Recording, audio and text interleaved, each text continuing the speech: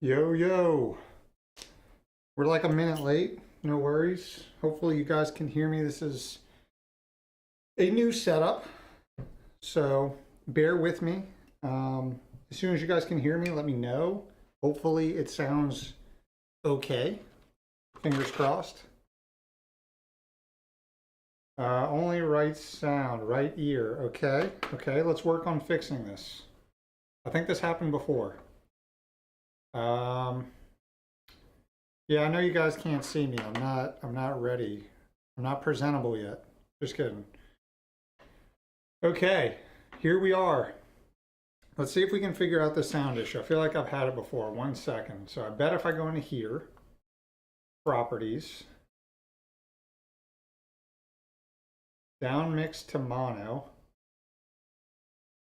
Okay, how about now? So blue. We can change the color, guys. We can change the color. Don't you guys worry. I know it's been a hot minute. We got all this technology here. Ooh. What are you guys in the mood for? What color? Yellow? That looks pretty good. More cheery. Way better. Hey, all good. Video. We have fiber internet, guys. So I know it's been a hot minute. I'll fill you guys in before we start all this. We got some exciting stuff to look at, trust me. But yeah, it's been a hot minute. As you guys know, I've been away for a while. And that's because I had real life stuff going on. A lot of exciting stuff, all good, no worries. One being that we moved into a new house. So this is my new studio. I probably won't really do a tour of that because I don't think people really care too much about it, but it's bigger. I have more space to do stuff, more angles obviously to shoot at. I still have my old setup over here. So don't worry if you guys hate change, it's okay. Got the old setup, we're good. But this will allow me to do, be much more flexible with my videos, give different perspectives, different shots, be more creative. So that is a good thing. Yeah, one thing is that we have fiber internet now, which is legit. But so I have a gigabit up and down. So now we can do ultra low latency chat. The stream should be better. It should be coming through nice and crispy. And it's awesome. So let me give a shout out. So bear with me. This isn't the final setup. I literally just got most of this stuff set up yesterday. I have more plans for this backdrop. I know I'm going to keep looking over here because that is where my monitor is for now. I'm getting a monitor stand to put on the C stand in front of me so I can actually, look forward and also look at the camera so I don't have to keep looking and breaking my neck. But just bear with me for this stream, okay? I know the camera up here is scuffed as hell. That is just a crappy webcam because I needed some other perspective. So yes, I know this camera here is scuffed as hell and looks like a toaster. Don't worry, bear with me. Everything will be much more crispy next time. So let's give a shout out. Who is in here? We have 40 viewers. What? Okay.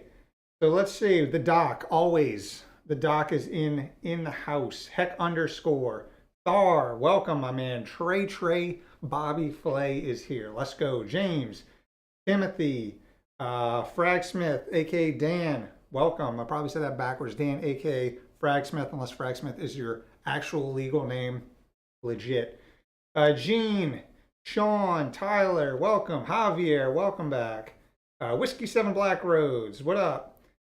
Tyler said, Nighthawk, Mr. Nighthawk, welcome. Austin, yes. Wade, who else?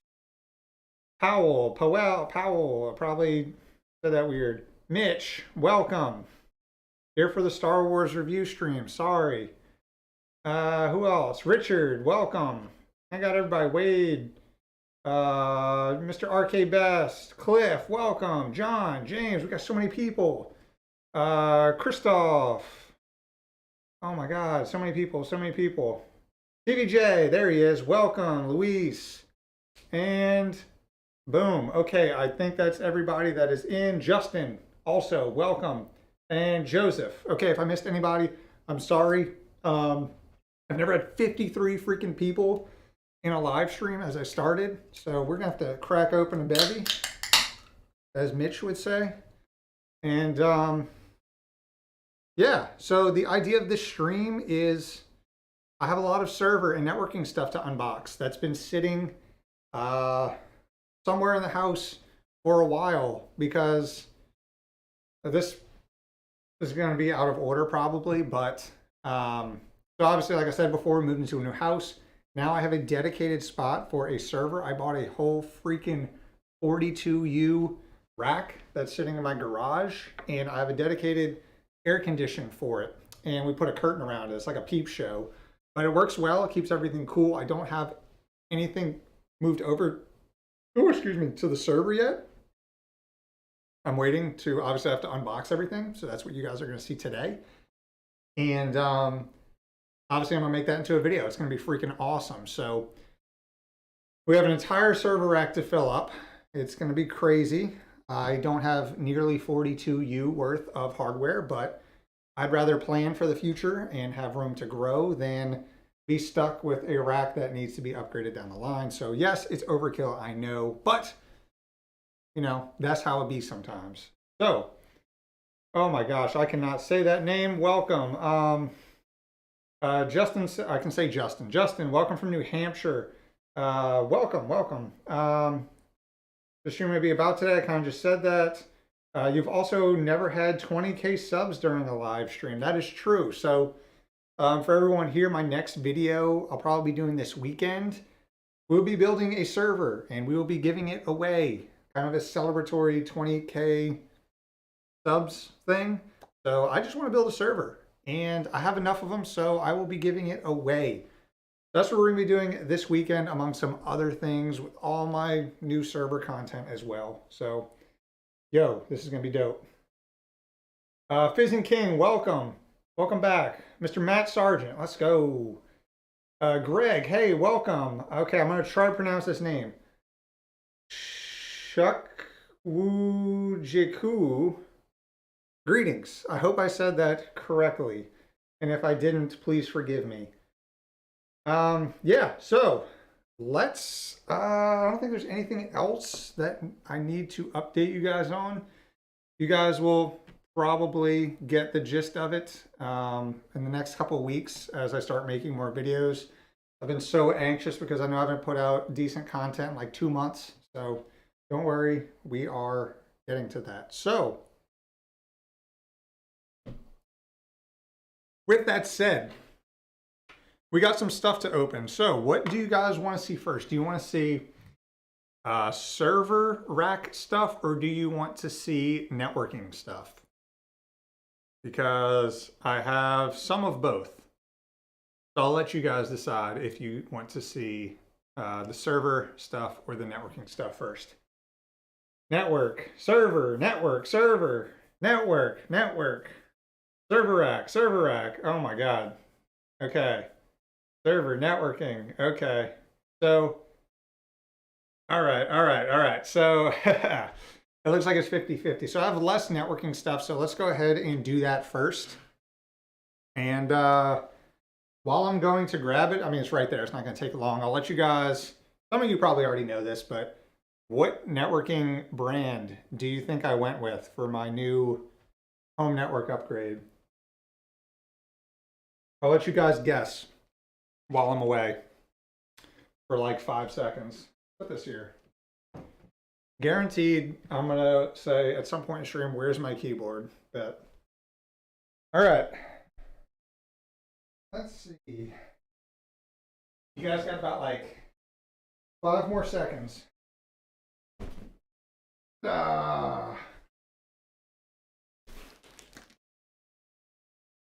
Yeah, look how crappy this camera looks. I apologize. This looks like absolute garbage, but don't worry, don't worry. It'll be crispy next time. I just didn't feel like setting up the second camera. Unifi, Ubiquiti, Ubiquiti, Cisco.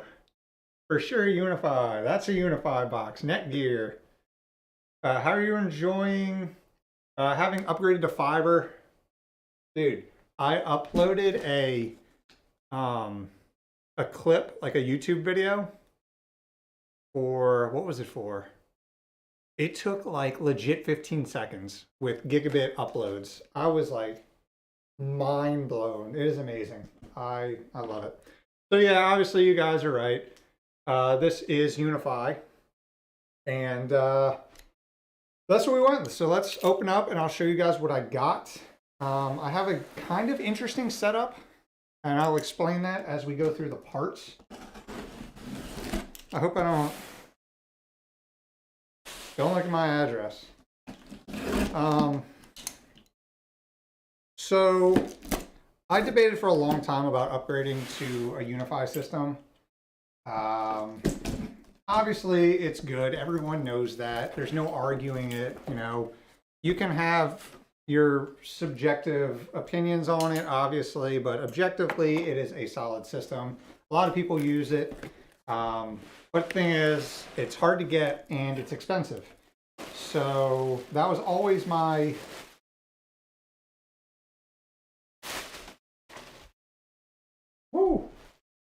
that was always my reason for hesitating to switch over. Along with the huge commitment of getting everything at once. I know you don't have to, but I have a problem and that's the way I would have to do it. So yeah. Yeah, I thought Unifi was backstocked on nearly everything. It practically is. I got lucky on some of these. Some of the things I wanted weren't in stock, so I'm gonna have to wait for certain things, but I have most of it here. So let's take it all out first and we'll walk through what it is I went with.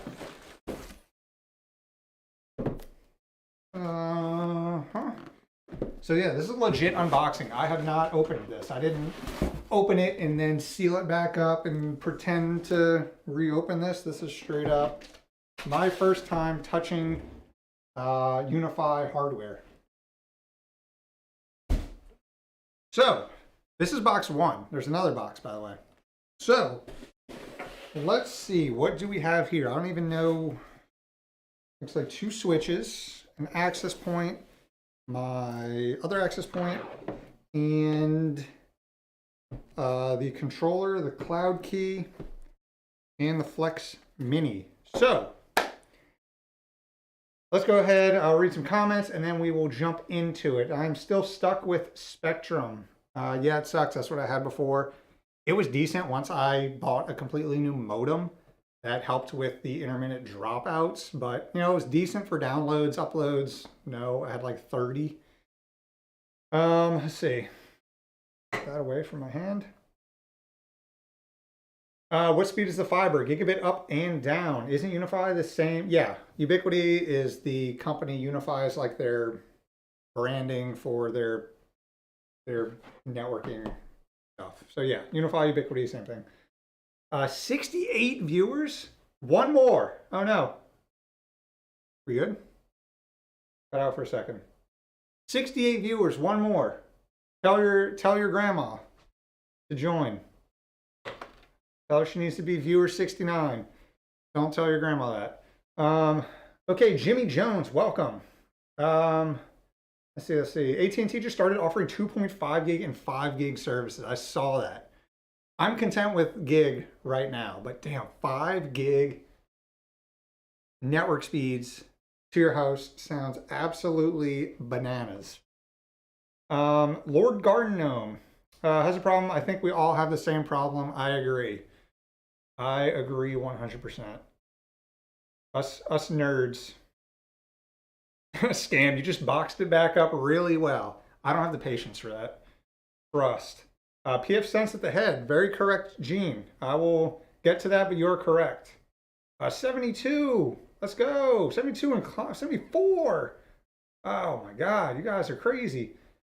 Can you use Unifi controller as a virtual machine? Yes, you can. I think that's a recent. So you guys probably know more about Unifi systems than I do. Like I said, this is my first Unifi setup. So I do know some of it. I did some research on, you know, obviously to buy all this stuff.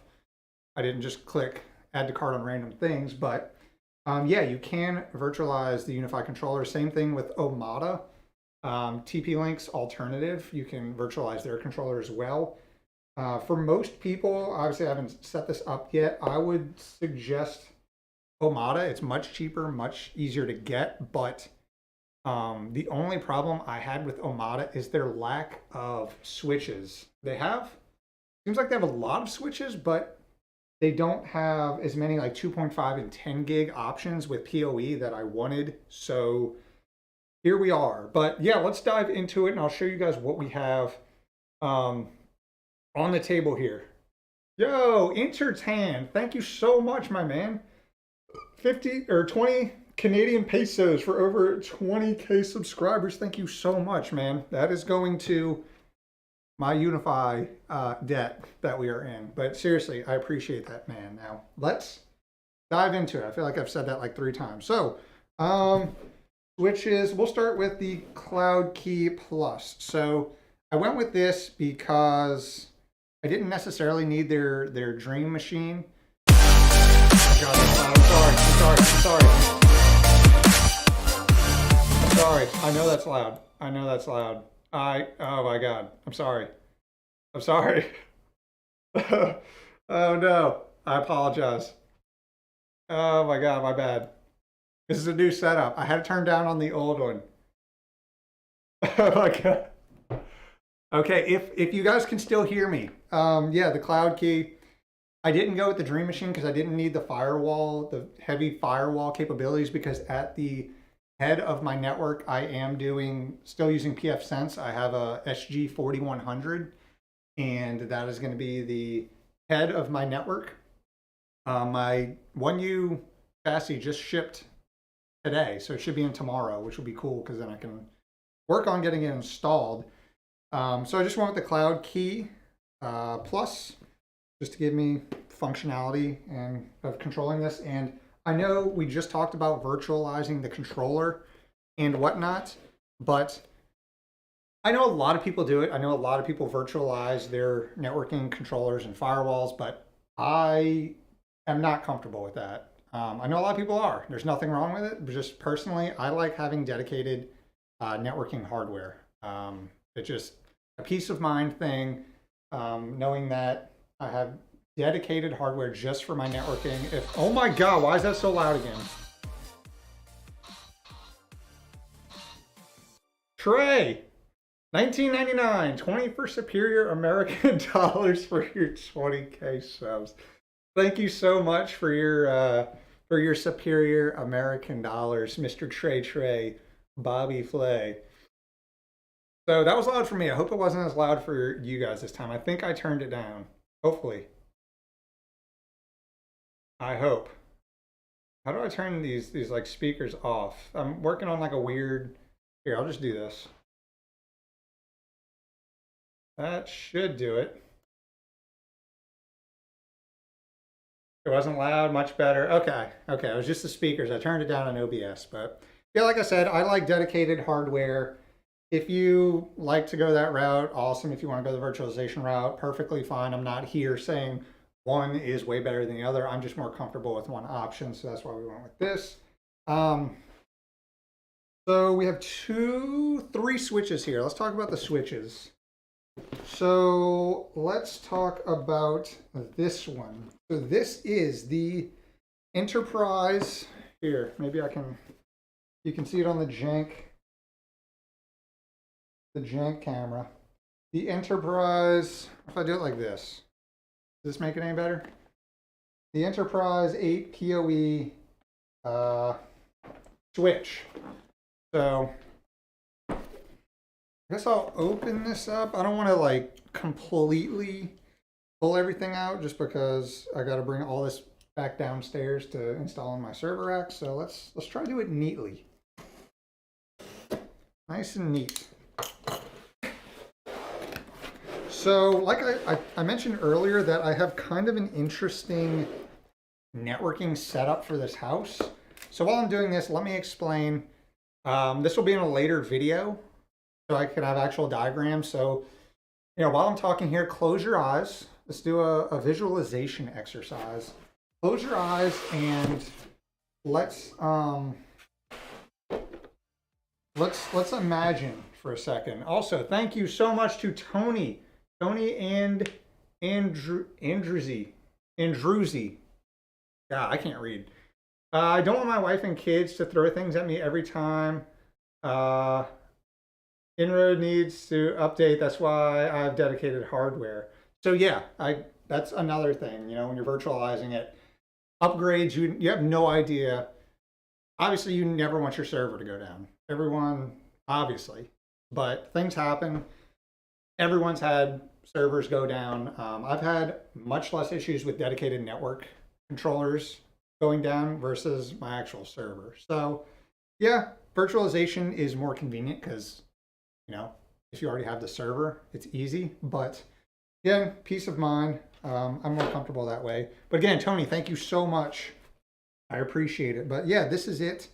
This is my 8-port PoE controller. And the reason I got this, so back to our visualization exercise. So this house is already wired with Cat 5e to every room in the house, essentially.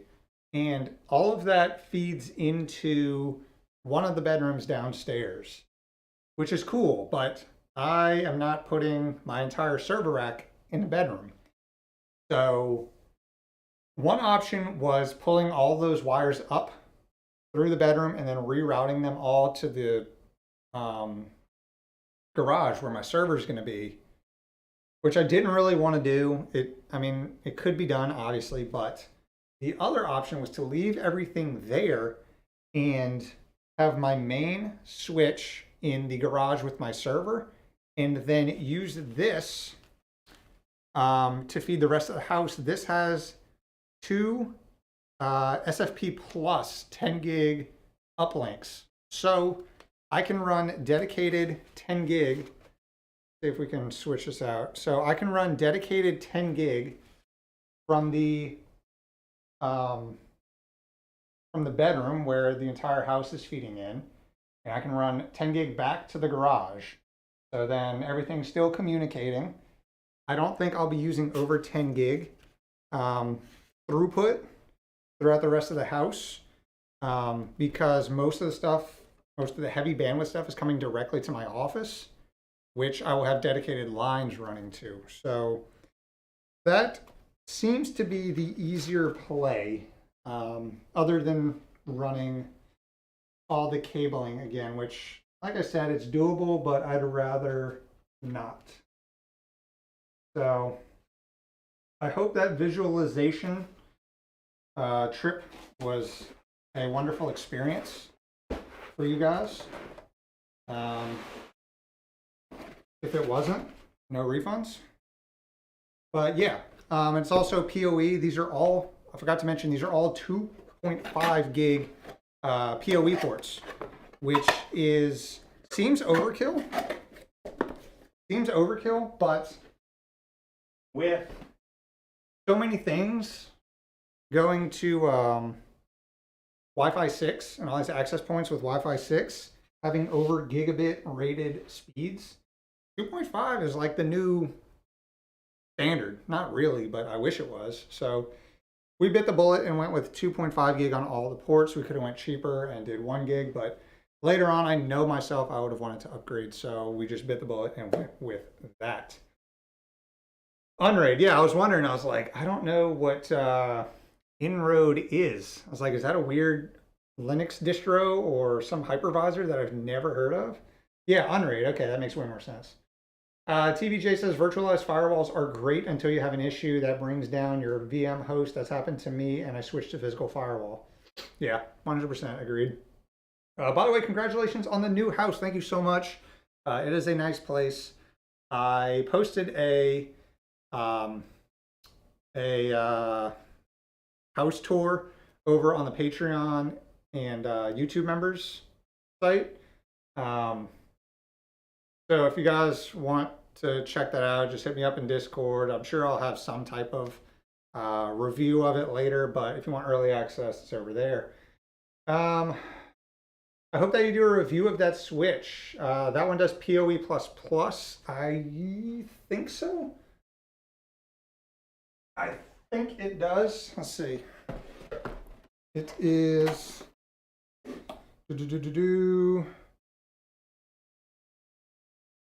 I think it's just. No, it's just PoE+. It's not the super high rated stuff, but that is perfectly fine. That's more than enough for me. These two other switches, let's go down the line. So this one here is interesting.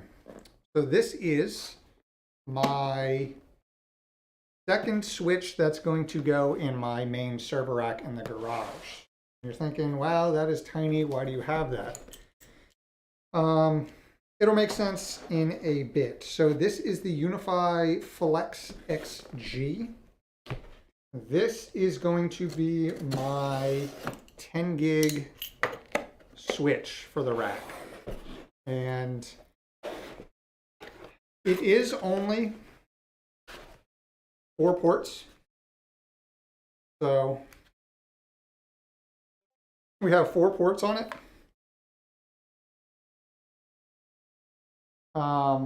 These are all 10 gig. So we have 4 10 gig ports and then 1 PoE in, which is convenient. So this is powered by PoE and it has 4 10 gig RJ45 ports. And I went with this because my main switch, you guys will see that, that's in the other box, doesn't have 10 gig, but I do have some devices that will use 10 gig. So I only needed about 4 because a lot of the stuff in the rack can be directly wired to each other. It probably doesn't have to go through a switch, but certain things like my NAS, obviously I do want to go into the switch so that I can access it for all my stuff. So yeah, 4 ports should be perfectly fine. And I didn't want to spend $1,800 on the full, 24 RJ45 10 gig ports. So we went with this. This should be perfectly fine for that. So that is one of the switches that is going in my main rack. And then, and yeah, having it be powered off PoE is just convenience. I mean, I've never had a PoE switch before, but which has discouraged me from buying PoE devices, because if you get PoE devices without a PoE switch, it makes no sense. So I wanted to go full PoE and not run into that issue this time. This is I'm not even going to open this one yet. This is just a USW Flex Mini. It is just a 4-port or 5-port gigabit switch. This is like their lowest model version. It is just because I'm going to need this somewhere in the house for 4 extra ports, whether it's going to be in the office or in the other bedroom is yet to be determined. But yeah, I mean, oh fuck. All right. But yeah, this is nothing crazy. I mean, yeah, 5-port gigabit, most basic switch you can get from Unifi.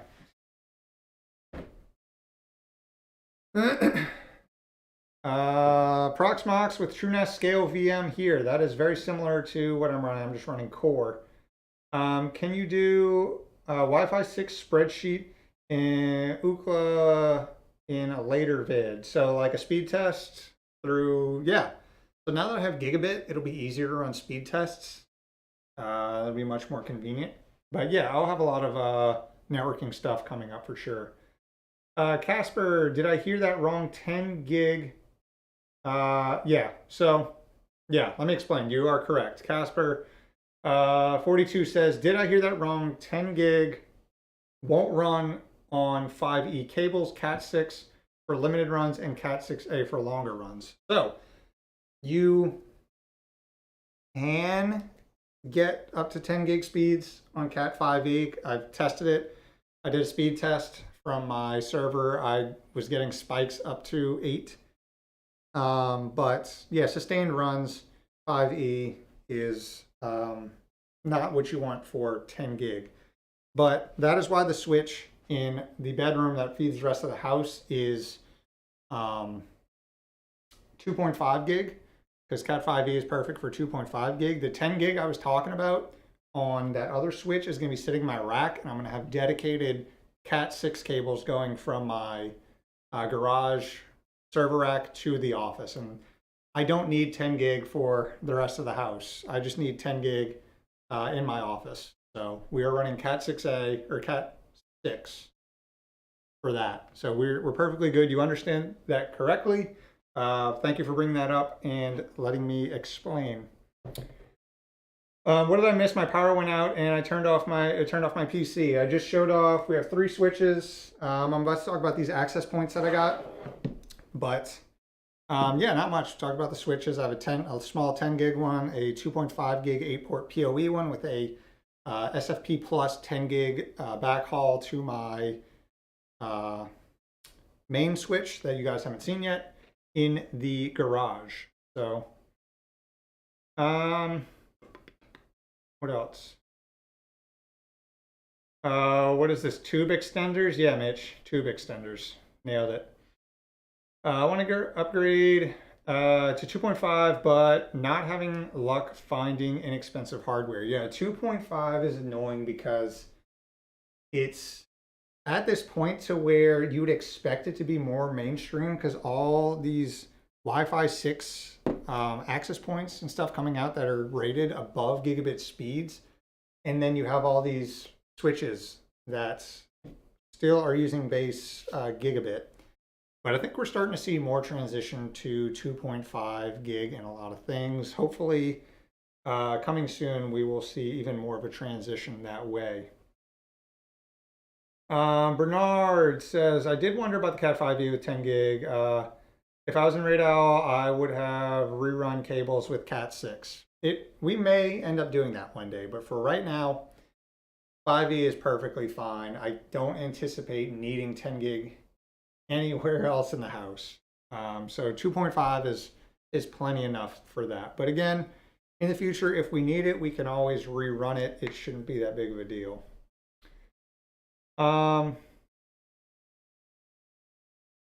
Switch cameras. Oh, switch cameras, please. I think that was old, right? You guys can see the main one, right?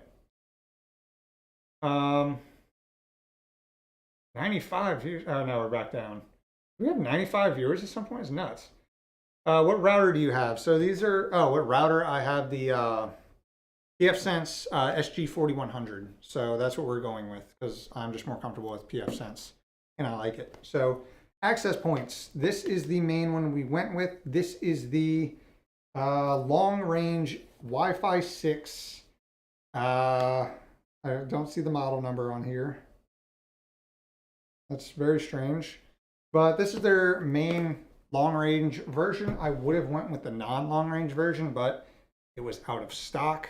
And this is an in-wall access point. So this isn't even Wi-Fi 6. I think this is just Wi-Fi 5 or Wi-Fi AC. I will be getting more access points down the line. I wanted to start out with these two, just because they were very limited on what they had in stock in terms of access points. So I didn't really have a lot of options, but this is what I ended up with. I think we will be good for the most part with these for the time being, but I do plan on adding more access points down the line. But yeah, this is what we have now. We're gonna make it work and it should be perfectly fine. So yeah, this is more than enough for our needs right now. But yeah, the main thing I want to test with these access points and the Unifi network is how well does it play with third-party access points as well, because I have my TP-Link Wi-Fi 6 access point as well as a TP-Link mesh system in the house currently. So I'm curious to see how it plays with that. Obviously, it's not going to feed in so nicely with, or as it does with the access points from Unifi, but we'll see. We'll see. All right. All right, that was one box. What ISP? I have AT&T, Uverse. It's probably less expensive to go 10 gig. Very correct. So a lot of times, if you're looking at 2.5 gig networking, just search for 10 gig. You might be surprised to find that some 10 gig equipment is honestly cheaper than 2.5 because 2.5 is oddly specific right now. So let's see. What up, Bald Owl? What up? You're very observant, Mr. David. Melroy Louise, hey Brett, love the stuff you do. Keep going. Thank you so much. Is that a dabbing emoji? Nice. Now that you have PoE switch, can we expect a ridiculous number of security camera reviews? That is one thing I have been thinking about as I've been walking around the house figuring out where I need to run RJ45 to. So hopefully, yeah, now that we have PoE, we can actually more easily run some security cameras. I was looking at the Unifi ones and oh my God, they're so expensive. So it might not be, unless Unifi wants to send me some cameras to add to my Unifi network.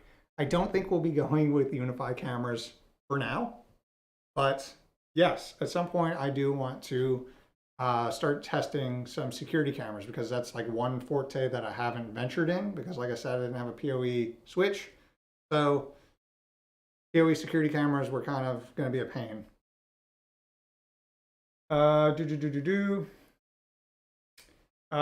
You're going Cat 6 for your 10 gig link between the switches and not fiber? I am going fiber. So it's SFP, where's my, here. It's SFP plus. Here is my fiber cable. So I'll be running fiber from the switch in the bedroom to the switch in the rack. So we'll have a full fiber SFP plus connection. No worries. We're trying to do this right. Also kicked around the idea of running so I think I have another one coming because of a mistake with Amazon. I have another fiber cable coming.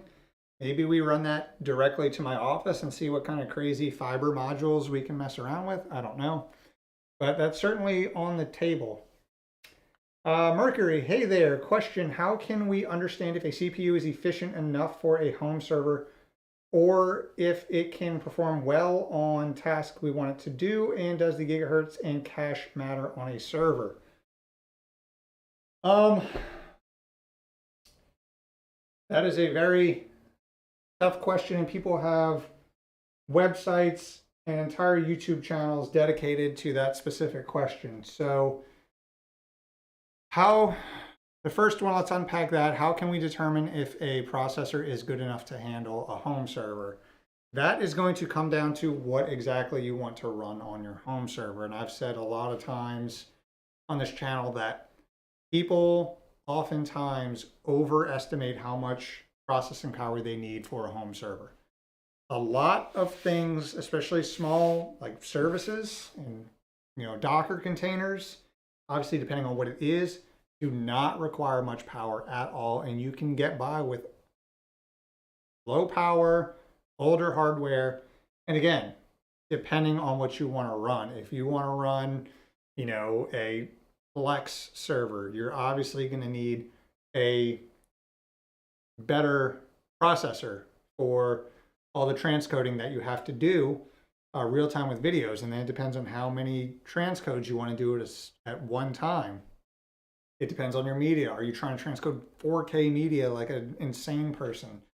Are you using it as a render server? Are you doing machine learning on it?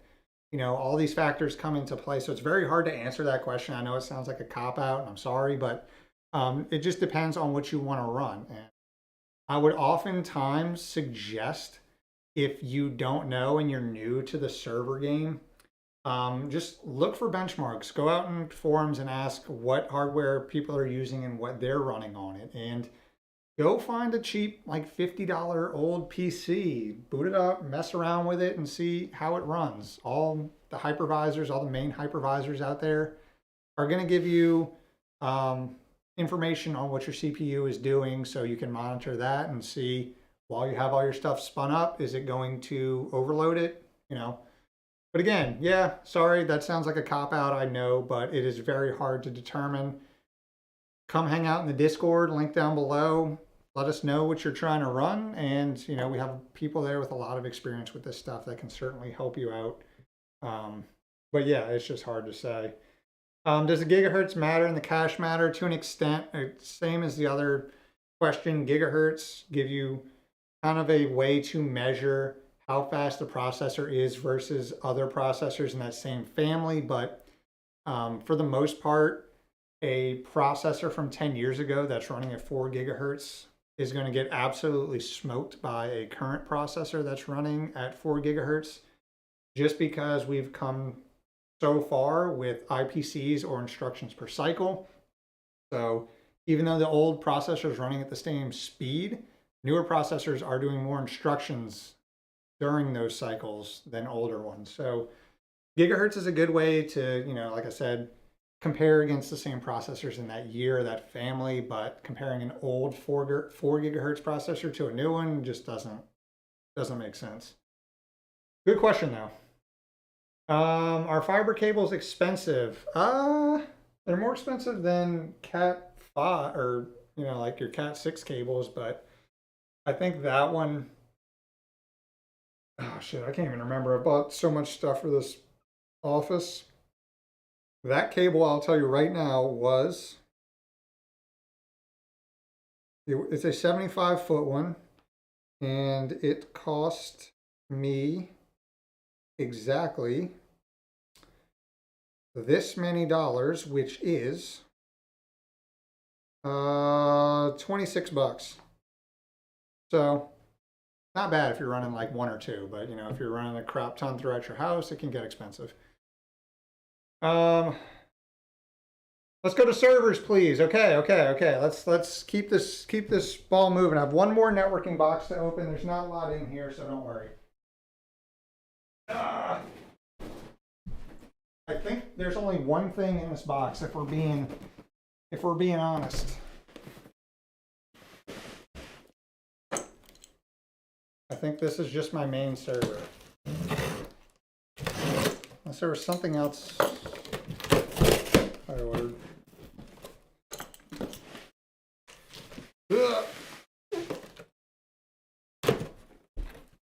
Okay. Yeah, one thing in here. Skadoosh.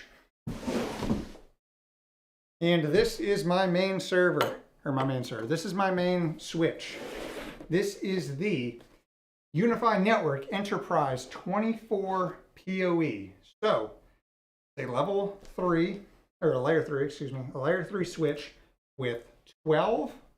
I'm not going to open this one, it looks the same. I'll show you guys the back. Switch it over so you can kind of see. So it has, let's see, 12 2.5 gig PoE PoE plus RJ45 ports, and it has 12 gigabit PoE plus ports, and then it has 2 10 gig SFP plus, and we're going to use that to uplink to the server in the bedroom that goes to the rest of the house. So I was perfectly fine with 12 2.5s and 12 gigabits. Like I said, we don't have 10 gig on this switch, but we do have 10 gig on the other one, which is perfectly fine. I don't anticipate having more than 4 devices that need 10 gig directly to the switch and to the rest of the network. So we are perfectly fine with this one, but this is going to be my main switch in my rack. And yeah, I think this was a good choice. I was debating going with their 10 gig version of this with the 24 ports, but that thing is legit like $1,700. It does have it's not SFP, QFP, what is it called? It's the fiber, but 25 gig version of it, but I didn't go with that. That was way overkill than I needed. Way too excessive. So we went with this guy. I think I made the right decision, but again, this is just an unboxing or taking the boxes out of the box. Obviously, I'll be doing full videos on all of this stuff. So if you have any questions, they will for sure hopefully be answered in those videos about this. So, so why a PoE switch? So a lot of access points, not just with Unifi, are going the route of being PoE powered, which makes it so convenient for access point placement, because depending on the size of your house and how it's laid out, a lot of people are going with multiple access points in their home. And when you do that, you want them in the most optimal place. So when you do that, running a single network cable to have networking as well as power makes it so much easier than having to run a dedicated power line for an access point, which totally limits where you can put it, because you want to put it close to an outlet, but you don't want the wire exposed, and it just gets weird and it doesn't let you put it exactly where you want. But with PoE to all the rooms, I will have more flexibility on where I can put these access points, as well as someone said, God, I keep doing this. As well as someone said, like with cameras, a lot of those are PoE powered as well. So again, running a single cable just makes things a lot easier. Yeah, enterprise, woohoo. UDM, I didn't go with Dream Machine. I went with the Cloud Key simply because I mentioned earlier I'm still running pfSense as my firewall. So no Dream Machine, but I'm just more comfortable with pfSense for now. I like it. I just upgraded to an SG4100, so we are good there. Yeah, sorry Trey, I switched the camera, my bad. I like when you I like when you say we went with for your family is also playing a great support role. So yeah, we went with. Yes, my wife and I talked long and hard about what networking equipment to go with. She had a lot of input for that. What controller? Just the SFP28, that's right. Yeah. I just ordered both the 24 PoE and the 8 PoE switches you have. So far only the 8 port came in. Luckily, I ordered all this stuff while I was on my honeymoon. So we had a long trip, so I didn't have to sit here and wait for all this stuff to come in. I was actually occupied, and I came home and I just had a crap ton of boxes to open, which was convenient. Go with UDM. It's so easy and so good. Yeah, no, I have no problem with Dream Machines. I know they're awesome pieces of hardware, but I already have SG4100 running pfSense, which is plenty powerful. I'm very comfortable on pfSense.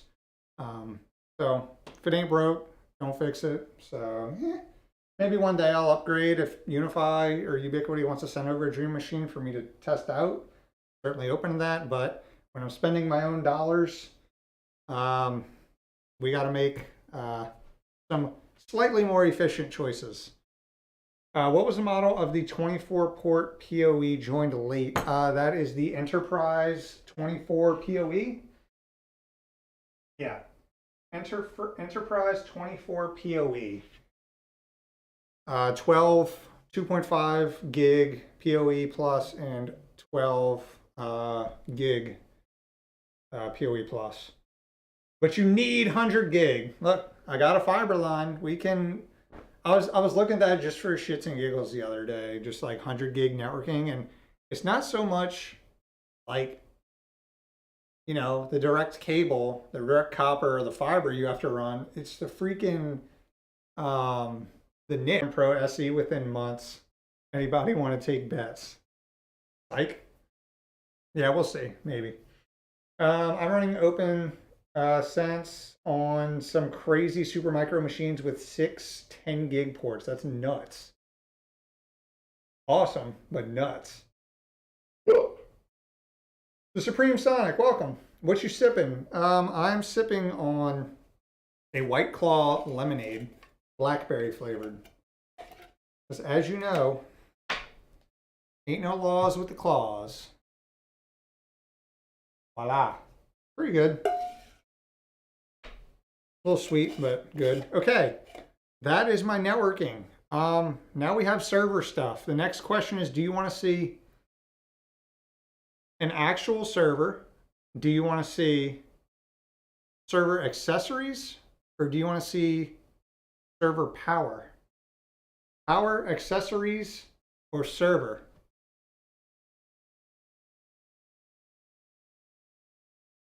Choose wisely.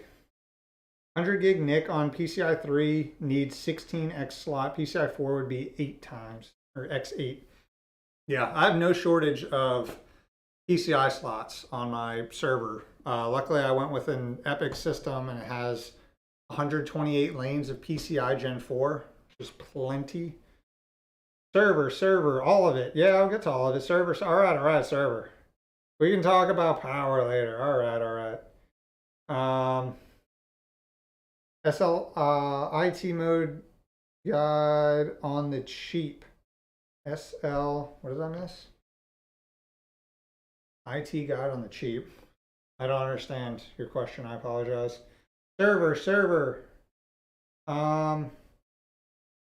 What is PCI Gen 4? It is the faster predecessor to Gen 3. So we already have Gen 5 out now. I feel like Gen 4 didn't get its time in the sun. Gen 3 is still mainstream for 99.9% of people. You are okay with Gen 3. Trust me. Gen 4 and Gen 5 just give you more bandwidth with less lanes, which is good for, enterprise stuff. But for most people, completely unnecessary. Oh, goodness. Server. I think this is it. So, I kind of cheated on this one. This has been opened before, but it's new to you guys, so we'll be all right. Oh, LSI IT mode on cheap. Okay, I should have put that together. I'm running the,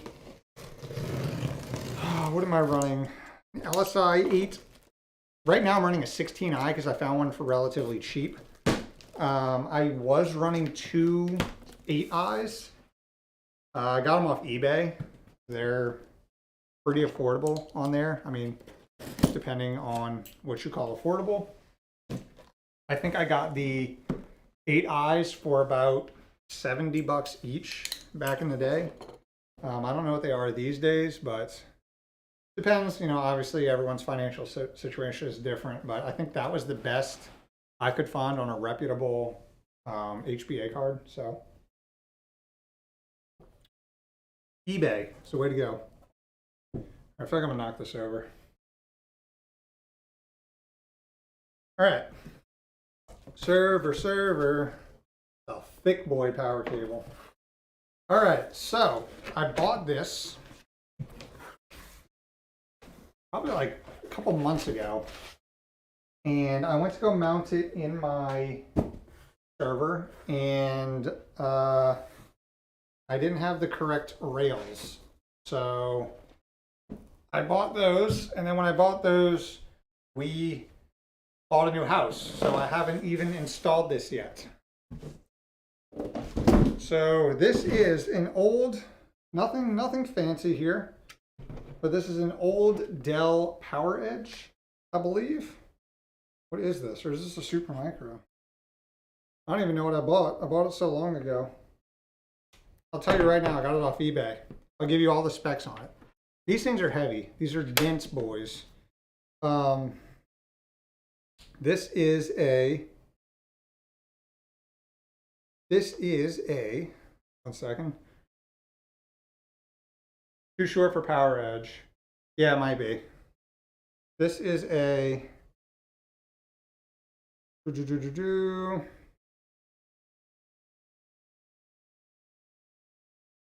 it is a PowerEdge. It's a R210 1U, obviously, but it's a yeah, a PowerEdge, and the specs on it are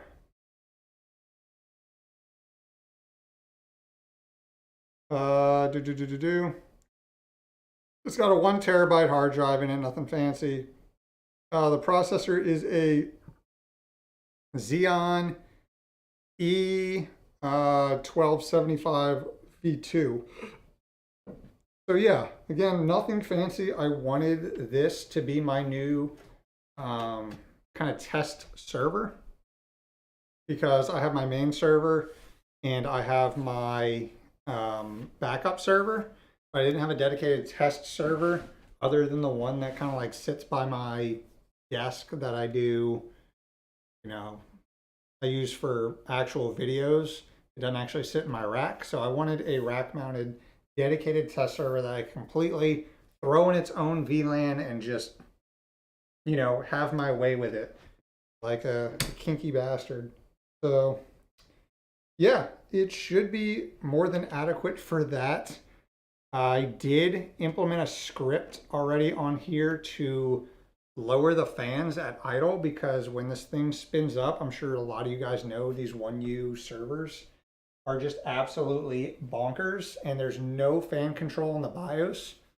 So there is a script out there that uses there's like an API built in to these motherboards, not built in, but you can utilize an API to communicate with the fan controller on these. And I downloaded a script, it didn't work. I tweaked it a little bit and we got it working to where when you boot this thing up and it sits idle, it's not going to blow your eardrums out. So that is pretty nifty. But yeah, this is exciting. I'm excited to get this installed. Yeah, I think it has 16 gigs of RAM. I forgot to mention that. I got to look at the exact specs I ordered. But yeah, I see a lot of you guys saying, yeah, 1U is noisy, it's noisy. Don't worry, it's going to be in the garage. But yeah, I did implement that script, so it's not going to be too bad. I was looking on eBay. Oh yeah, I said, did I mention? So yeah, I keep saying the server rack is going to be in the garage, but we do have a dedicated air condition unit for the server itself. I think I have a picture on here.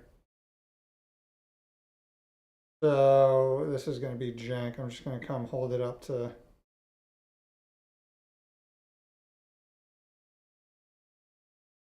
So let's do this so you guys can see. So this is the setup. So you can see it right here. So that is the server rack 42U. It's sitting in the corner of my garage, and you can see up here, up there, we have a dedicated air conditioning unit, and the curtain around it, completely surrounding it, to keep the cold air in. And we did kind of insulate the garage door. We put a heat barrier over it just for when the sun is shining directly on the garage door. It keeps it somewhat cooler. But I've tested it out. It keeps that little area really cool. They're pretty thick curtains, so we were debating about putting a dedicated wall around it, but didn't really want to do that. We're trying the curtain method first. It seems like it's going to work pretty well. It'll keep it nice and cool, keep the humidity out, and do its job just to keep the server cool. So I think we're good there.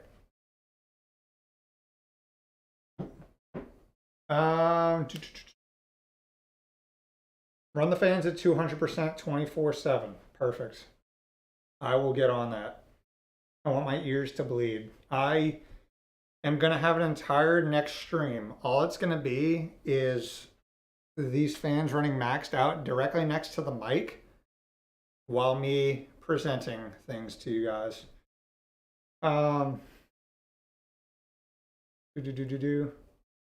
Dell may have ID Rack, which monitors temps and controls fan speed. I think that sounds familiar.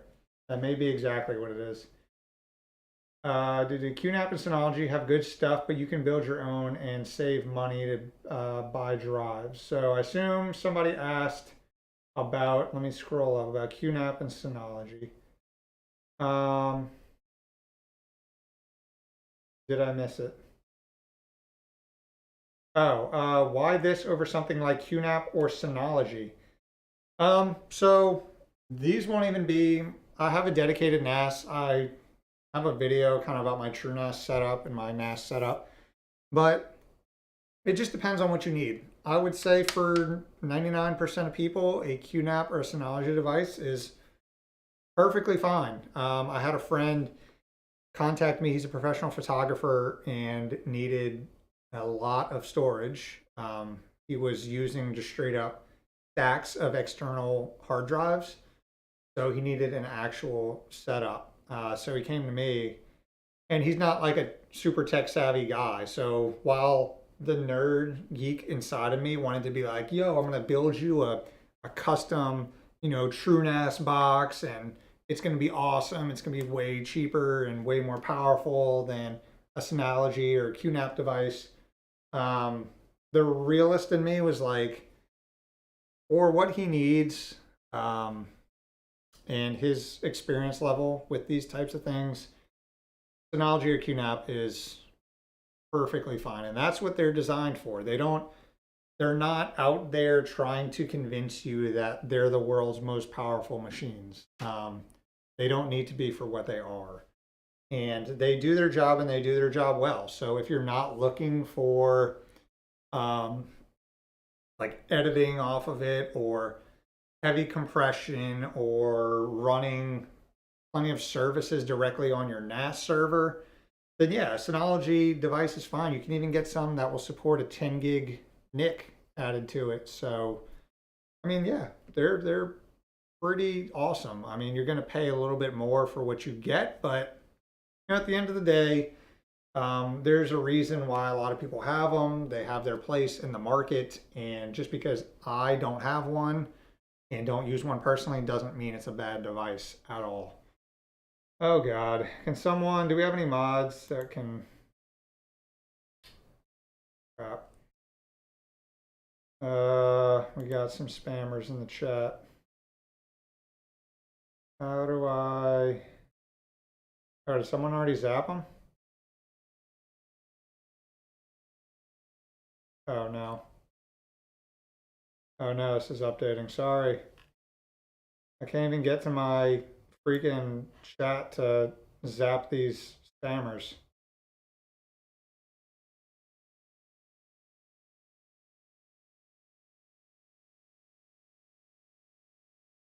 Okay, there they are.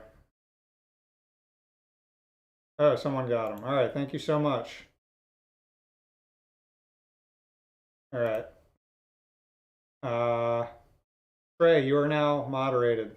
Don't abuse your power, Trey, Bobby Fly. Okay. Back to what I was saying. Sorry about that. Software, Synology software is really nice. I agree.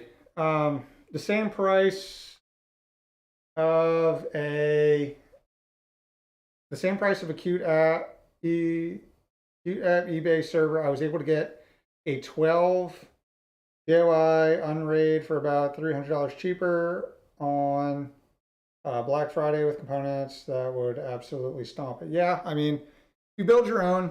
I certainly recommend going that route if you're comfortable with it, but a lot of people aren't. So Synology and QNAP are perfect for that, for those people. You could always use QNAP and put Unraid or TrueNAS on it also with the most models. They have a plug-in fan control for Unraid also. Interesting. I never thought about that. I guess you could if you want to, but then kind of defeats the purpose of going with, because then you're getting lower hardware for an expensive price and then putting software that you could have used on a cheaper hardware. But yeah, I guess you could do that if you really wanted to. Yeah, also ZFS if you go with something like TrueNAS.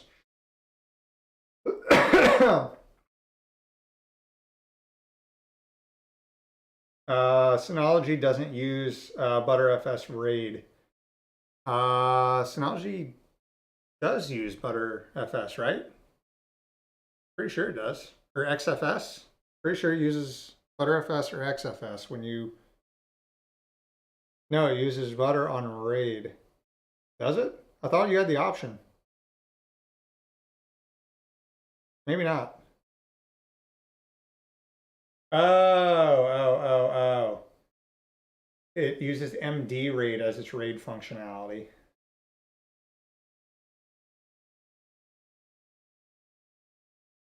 Interesting. Yeah, like I said, have very limited experience with Synology devices. I set one up with my friend. It worked perfectly well. I'm fairly certain it gave us the option of XFS or ButterFS when we set it up, but I could be misremembering. But not for the RAID. Okay. Gotcha. Okay. Interesting. The more you know. Cool. Thank you so much for that, Jamie and Mr. Heck _ for dropping the knowledge. Okay. I've explained this. Now I got to box it back up. Yeah. Crazy how like dense these 1Us are, man. Oh my goodness. All right. Put you back in your home. All this stuff will have dedicated videos coming up. Now that I'm home and I have the ability to start setting things up, we can actually make videos again. Okay.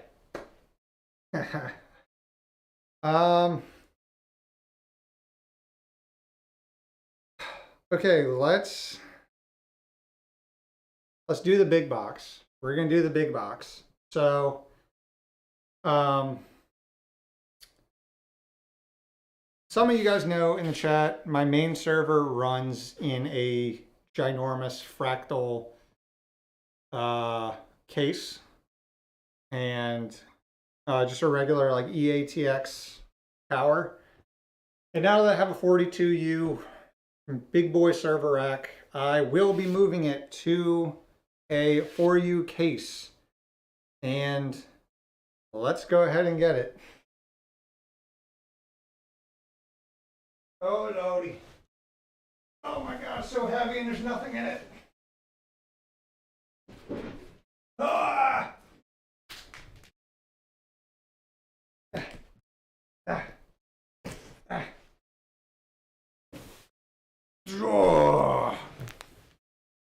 Oh my goodness. Okay.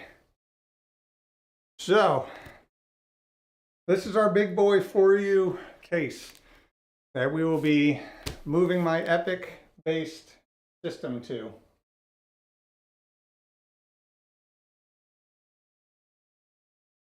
Whew. This is a Rosewill. It is probably not the best, but it is certainly the most reasonably priced 4U chassis I could find. They have different like models of it with different like storage level configurations depending on what you want to do. This is the, oh, it's a box in a box. Great. How unnecessary is that? Bro, like literally, it's a, okay. It is a box inside of a box. I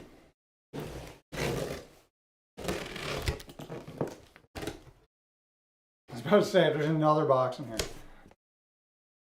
Let's not have this open next to my face. You win a box. What up, Patrick? Welcome. Okay. Oh my God, it's huge. If I had a nickel every time I heard that, I would not be very rich. Okay. So, holy crap, dude. Ah. Okay. Okay. Okay. Okay, relax. Relax, Case. Put you on the ground where you belong. And take a look at this guy.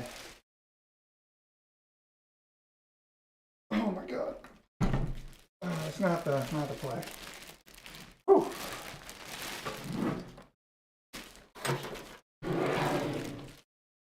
I don't want to scratch anything up. All right. This is it. It is massive. So this model is, I believe, can hold 24, 18 drives. Let's see. Oh, shit. Whew. Damn. I can't imagine when you got all your hardware loaded into this thing, how freaking heavy it is. That is insane. Oh, Trey, thank you so much for becoming the newest YouTube member. I appreciate that, my guy. You are the man. If I had a nickel every time I didn't know what was going on, I would be like, what's with all these nickels? So if you're referencing the stream, we're unboxing all my server stuff that I got shipped to my house in the last week. So yeah, usually 12 drives per table, upside down. Looks right side up. No, you're right, it is upside down. Oh, come on now.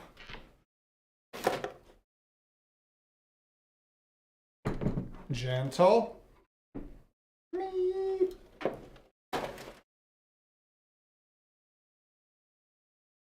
Yeah.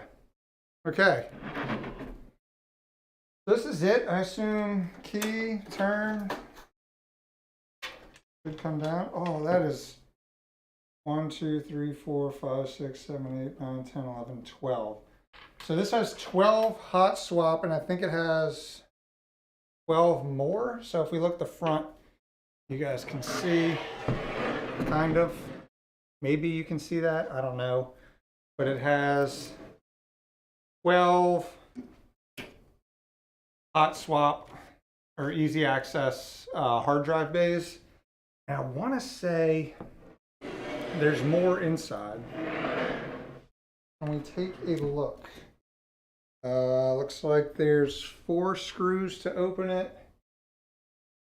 Screwdriver. How about a drill? Because that's the only thing I see right now.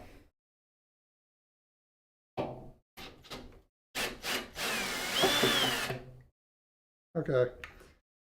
These screws are so tiny and this drill is way too excessive for that.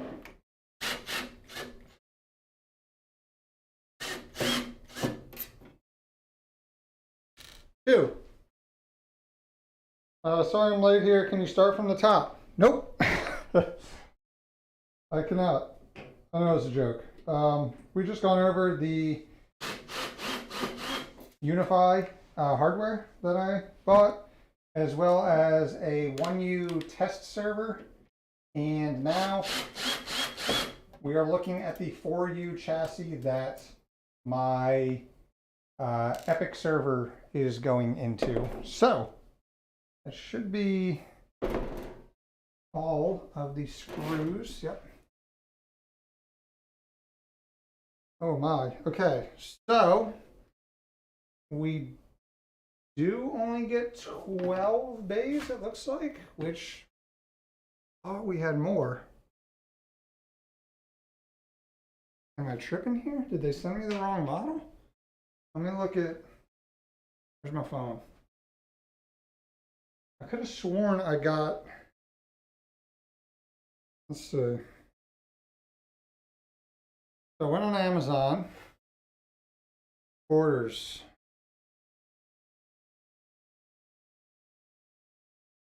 Maybe it was just a 12 drive.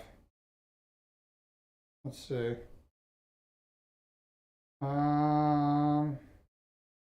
My God, how much stuff have I bought? It's ridiculous. No way it was that far back. How is this thing?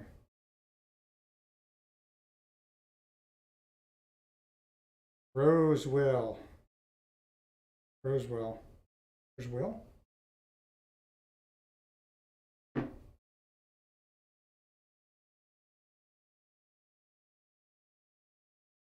Rosewill 4U chassis, hot swap. This is the, yeah, 12. Okay. So we have 12 hot swap bays. There are other options. Okay, they did have a 15 bay one. I don't know why I didn't order that one. Let's see.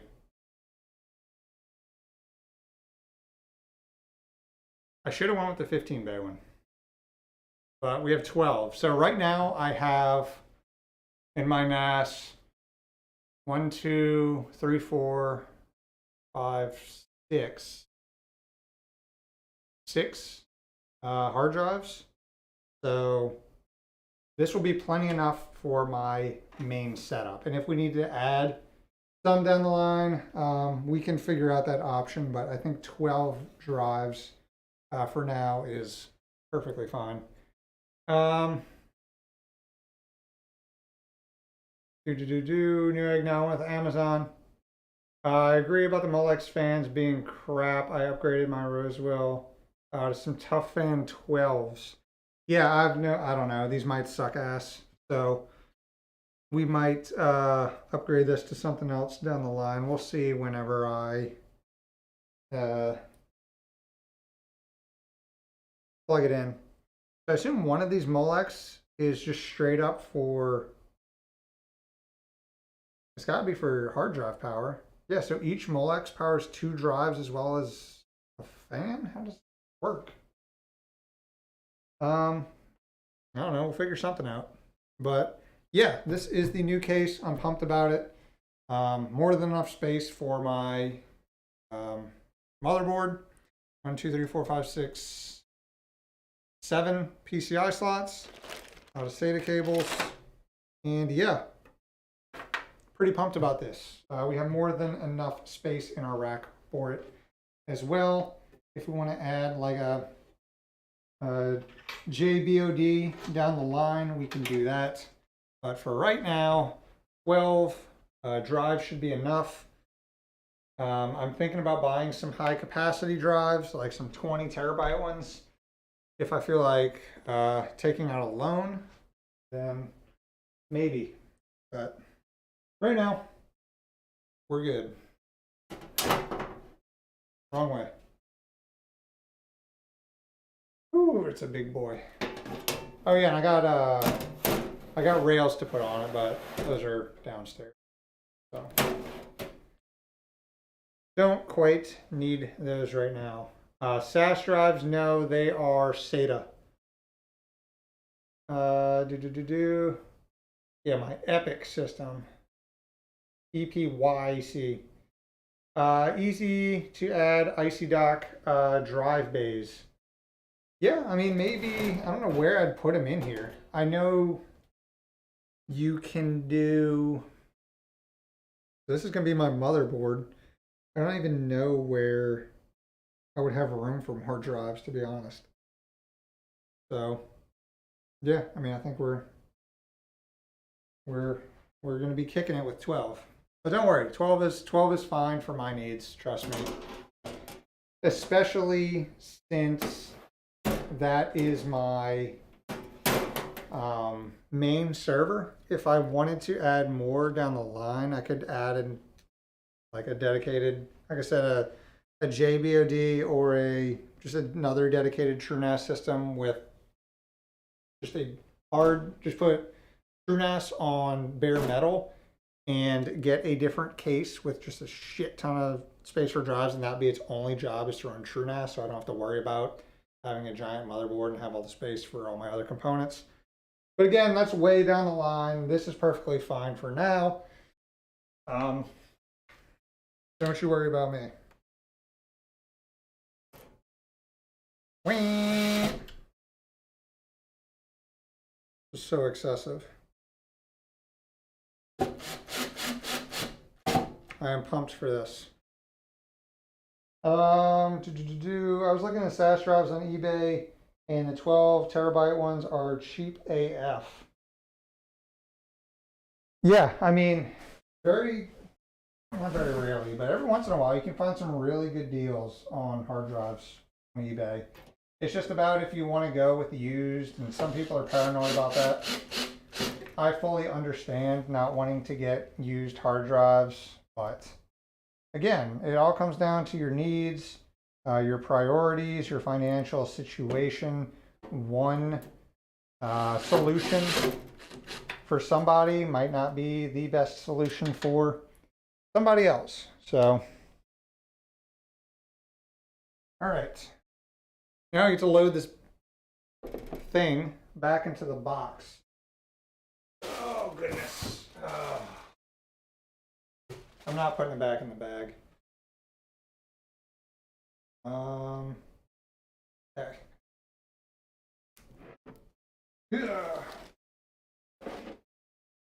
Back in the box you go.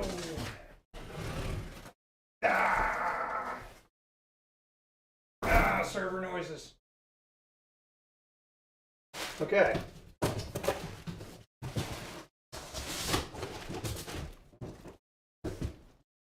Oh wait, I missed a piece of, oh I didn't, wait what? Oh I did.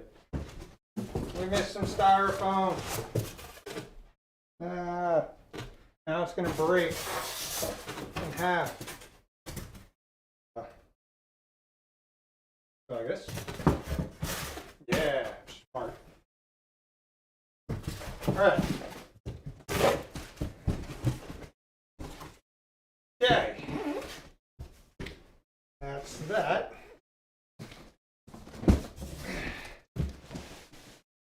Okay, we have 3 things left. Do you want to see power? Do you want to see interface? Or do you want to see cluster? Power, interface, or cluster? What's next on the agenda? Yes, yes, and yes. Well, you're going to see them all if you stay for the rest of the stream. Cluster, interface, cluster.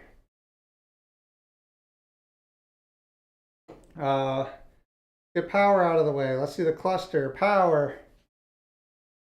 Cluster. Okay, we'll do cluster. Oh, there he is. There he is. Mr. Allen. Allen in the chat. Let's go. It looks like it has 3 Rosewill 4-drive hot swap units in the front. I have one of those units. I've never gotten it working in a tower case, at least not correctly. I wonder if those are interchangeable with like, if they're standard 5 1/4 inch for like, if you could swap them out with just standard 5 1/4 bays, like from IcyDock or something. Okay, we'll go with cluster. We'll go with cluster. James, power's lame. Whoa, dude. As an electrical engineer who works for a power company, I take offense to that. Just kidding. It is pretty lame. But all right, let's look at some clustering stuff. They are standard 5 1/4. Okay. Okay then. Interesting. This cluster? No. Is this cluster?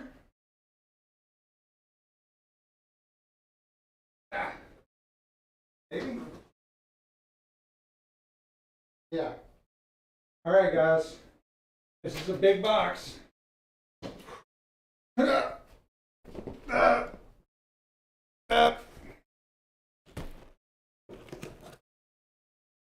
Psych.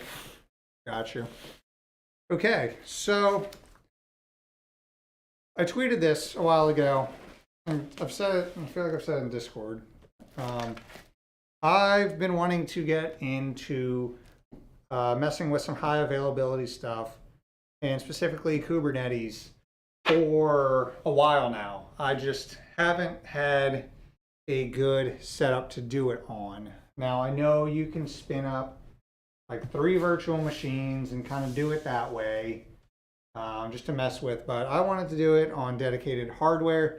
And the original idea was to go with a couple of Raspberry Pis, have them be powered over PoE. They're low power, easy to mess with, super efficient to learn on. But as you guys all know, getting a Raspberry Pi right now is more difficult than robbing a bank. Trust me, I would know. Just kidding. You can't use this. I can't self-incriminate. Don't. So that was out of the way. So what we did was we went on eBay to look for some low power x86 based alternatives to set up a small clustering system. And these are what I ended up with. And I think we did a good job here, honestly. I was hoping to get something PoE, but you know, that's not an option. So these are what we went with. These are all old Intel NUCs. They are used, obviously. Seller on eBay was selling a bunch of them, probably old units from a workplace or refurbished units, I don't know, but they're really tiny. They're pretty low power, not as low power as a Raspberry Pi, obviously, but enough to where you can throw a couple of them in your server and not want to cry about how much power you're using. But let me read you the specs on these specifically. These are i3 4010U, so 4010U. So these have the U model processors in them, which are traditionally laptop low power chips. They each have 4 gigs of RAM and a 60 gigabyte SSD in them. And again, remember, these aren't going to be running massive workloads. These are to mess around with, to learn Kubernetes on. Maybe we'll spin up some Proxmox clusters. I saw TrueNAS Scale added clustering systems in a guide the other day, so maybe we'll mess around with that. Maybe we'll try Rancher and its implementation of K3S. The options are limitless now that we have 3 tiny PCs. A sentence you never thought you'd hear. But yeah, so what did I say, 4010. Let's look up the ARC on that for the exact specs. They're obviously not very powerful, but again, we don't need them to be.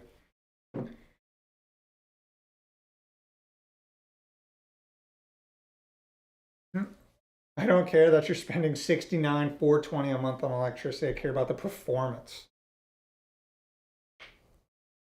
I did. I got you guys. That's shocking. That's how you afforded everything. Yeah, I guess. My job and not having kids. You got solar for all the power, or are you using NUCs mostly? Yeah, so I have solar panels. I'm trying to figure out what to do with them. I have like 8 100-watt panels. I just have to figure out where we're mounting them and what exactly to do with them. But maybe a solar project coming down the pipe. Low power, low cost option. Getting a 1U rack mount for those 3 NUCs. Yeah, I'll probably put a 1U shelf in there. Certainly, they're definitely going in the server rack. But yeah, okay, so the i3 4010U is, I went to the wrong, oh, this is fine. Launched in 2013. 2 cores, 4 threads, 1.7 gigahertz base, 15 watts, which is really good. And yeah, max 16 gigs of RAM, DDR3, low power DDR3. Integrated graphics, not that it matters. But yeah, does it have turbo on it? No, no turbo. So we're sitting at 1.7 gigahertz. That's all we get. Which, again, yeah, obviously they're low power, they're low speed, but that is what honestly I wanted. So, and what did I pay for these? 3 of them. Total, I paid. All right, let me ask you guys. Based on the specs I've said, i3 4010U, 15 watt, 1.7 gigahertz, 60 gigabyte SSD with 4 gigs of RAM. What would you guys pay for 3 of them?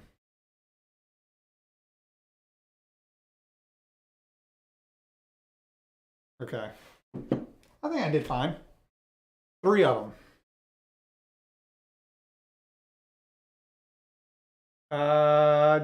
Gene says $49 each. James says $75. Wade says $200. Casper says $150. $200 for 3, over 100. $696.90. Mitch, man, that's what a perverted guess. 125 each, 50 each. Yeah, some of you got it right. So these were $50 each. I paid $150 total, which I think was good considering you'd honestly right now pay more for Raspberry Pis than you would for these, because it's impossible to find. Just for a laugh, and if you want to cry, go on eBay and look at how much a Raspberry Pi 4 Model B costs. It's disgusting. So yeah, I'm pretty pumped about these. 15 watts each. They're obviously not going to be using that at idle. We're probably looking around like 6 watts each. So I think that's perfectly fine for a little high availability cluster. Okay, next, let's go with the interface. We'll leave power last. And I'm not joking about this next one. It's actually heavy. So yeah, we got another heavy box.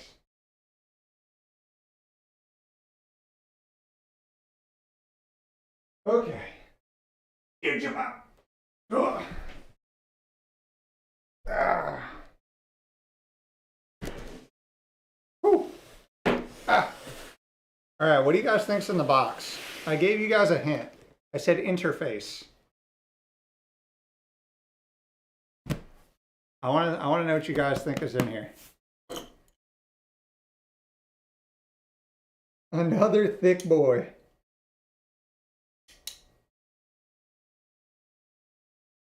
Touch panel, switch, KVM, rack monitor. Speaking of power, guess who lost power from a storm? Tyler, that sucks. Been there many a times. KVM. All right, let's open it up.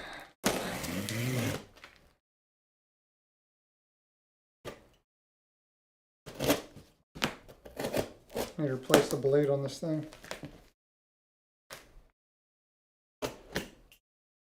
Ah! Rack monitor.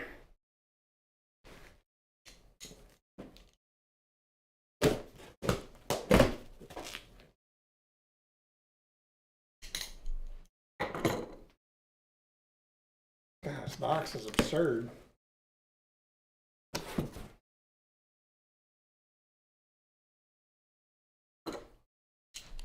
Box is aggressively absurd.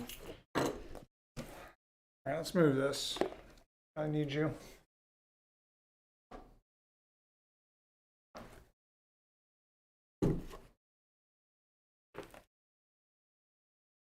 Wait, dude.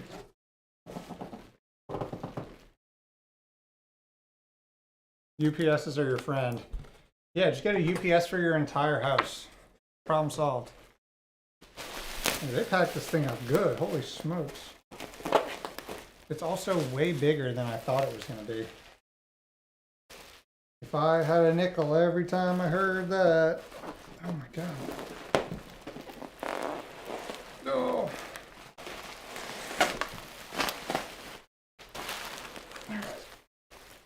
All right. Golly, dude. kind of serial killer packed this thing? Jeez.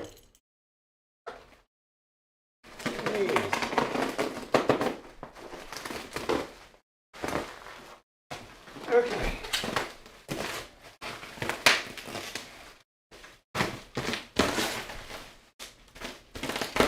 Okay. I guess we can move this out of the way. Ah!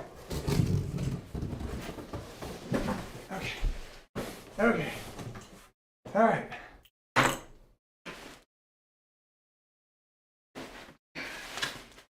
Oh yeah.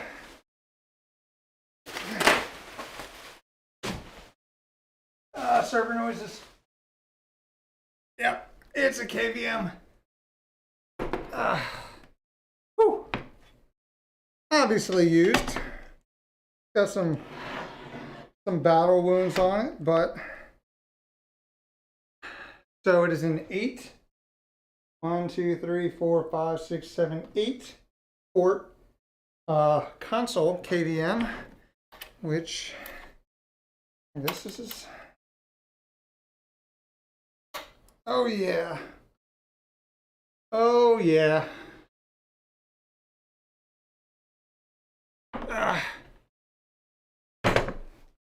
Check it out.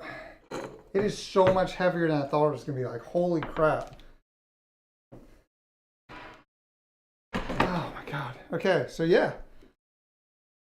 I mean, in decent shape for being used. The outside's a little banged up, but man, the actual screen and keyboard, I'm surprised by how clean it is.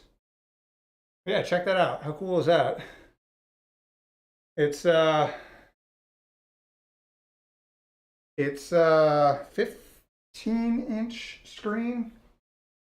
So for those of you in chat, a lot of you know what this is. Some of you might not know what this is. Jimmy Jones is asking why. So KVM just lets me plug in 8 different. You saw on the back there were 8 ports. You can plug in 8 servers to this machine. So this goes directly, slides into your rack. You plug in all your servers into this, and you can easily switch between them and control them. See what's going on in the console, or if you're running a regular operating system on it, you can switch to that. And you can control it. You have a mouse, you have a keyboard, you can debug stuff. You can just mess around with the computer, the server while you're there, physically in front of it, and easily switch between them with these buttons up here, which is super convenient when you want to troubleshoot and you have multiple systems in your rack. Instead of worrying about, I know there are other options. You can get a rack mounted monitor and a dedicated keyboard sliding out. Then you obviously still have to get a KVM switch. It's just really convenient when it has all the stuff built in. So yeah, we went with this one. It's not the newest, sexiest model or anything, but it has a decent reputation, these Triplite ones. So we went with it. What price did I get it for? Let me show you guys the specs, or read you guys the specs. So this is a 8-port, 15-inch, 1U KVM from Triplite. It is used, but it looks in pretty good condition. Yeah, I think I got it for a pretty decent price. I paid $200 for it, and free shipping. So yeah, I can't complain about that. I think that was a decent price. Yeah, SSH. You can clearly, obviously, SSH into whatever machine you want to run. But when SSH is down or you need physical access to the console, for certain operations, oh, look at that. It is convenient to just have a physical keyboard and screen directly in front of the computer, especially when you're troubleshooting multiple things at one time, just being in front and being able to easily switch between each of those servers and see directly what's being outputted to the console is convenient. So taking up 1 U of space for $200, I went with it. It's sexy in its own way. I agree. You're already used to the married life and saying we all the time. Oh, well, it took me a minute to get used to that. I think that's just a habit. I think I've always said that, even on the channel. Like yeah, we're gonna be looking at this today. We're doing this. I say we, I mean like all of us are doing this. I guess when I say we bought this, you guys were with me in spirit when I bought this. Let's just say that.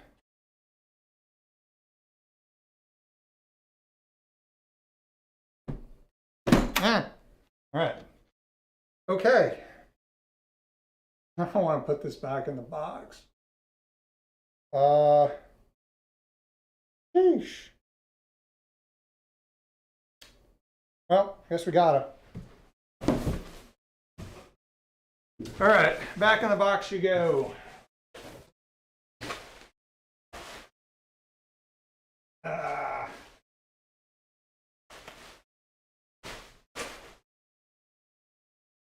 All right. Jesus Christ, dude. Why is this so heavy? Oh my God. Relax.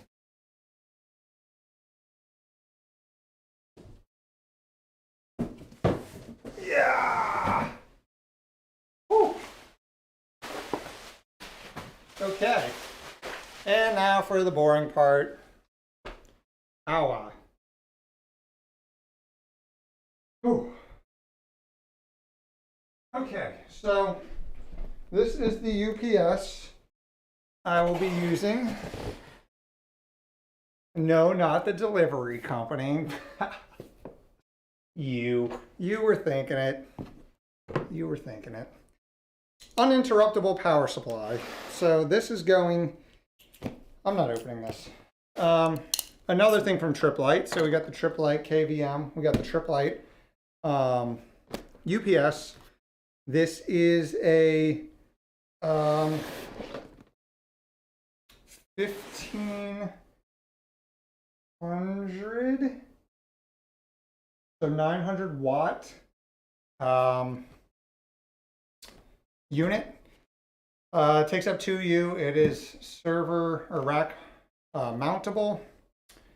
It has all the USB and network plug-ins. You want to interface with it, install a NUT server, interface with that to do all your fancy shutting down when you lose power. This will be for my main server and I haven't decided what exactly I'm putting on this. I have 2 already, but they're not rack mountable, which is okay. I mean, I can just throw a shelf in there for the other 2 because I want one dedicated for my networking equipment and I want another one dedicated for my servers. So we'll see what we end up going with. I will eventually probably get another one just because I don't want to have everything running off of one, all my servers running off of one UPS. So we'll see. But yeah, I mean, obviously you need a UPS if you're running a server where you want reliability. Even those small power cycles, especially your networking equipment, the best thing I ever did was get a small UPS for just like my modem and router. When you get those small blips during, a storm or something, you don't want to reset your entire network. So just having a UPS protects against that. And they also do surge protection. So if something does happen where you get a high voltage spike through your house, then this will protect it from that. So you don't fry up all your expensive hardware. This is brand new, got it off Amazon. It comes with like a $100,000 guarantee. So if things are plugged into this and it does fry them, I have a kind of a insurance policy on them, which is pretty cool for them to do. Okay, what did I miss? Could be one epic Minecraft server. What did I miss? Oh my god, y'all been chatting up a storm in here.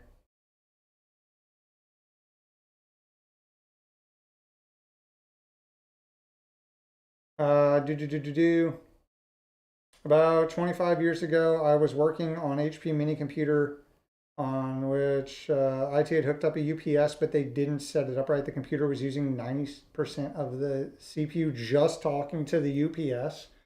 That is absurd. Why? How? I was just running some ridiculous script that was pinging it every like millisecond. Golly.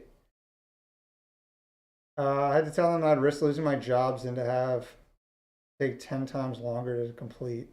Yeah, I mean that's ridiculous if they've let that go on. I got mine today. Yeah, I know. Nighthawk said you got your KVM in today. I saw that. But I already had the keyboard and monitor. Didn't want the extra weight either. Yeah, I don't blame you. I obviously could have went the other route, like I explained. You can just get a dedicated KVM and use your own stuff.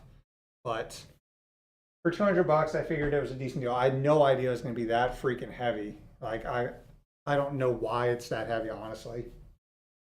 Really, like, oh my god. Oh,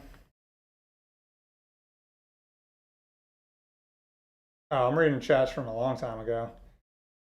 I bought the cables separately, but they were cheap. Alexi, welcome. Oh yeah, welcome. Alexi, we've I know you're from Twitter. What up?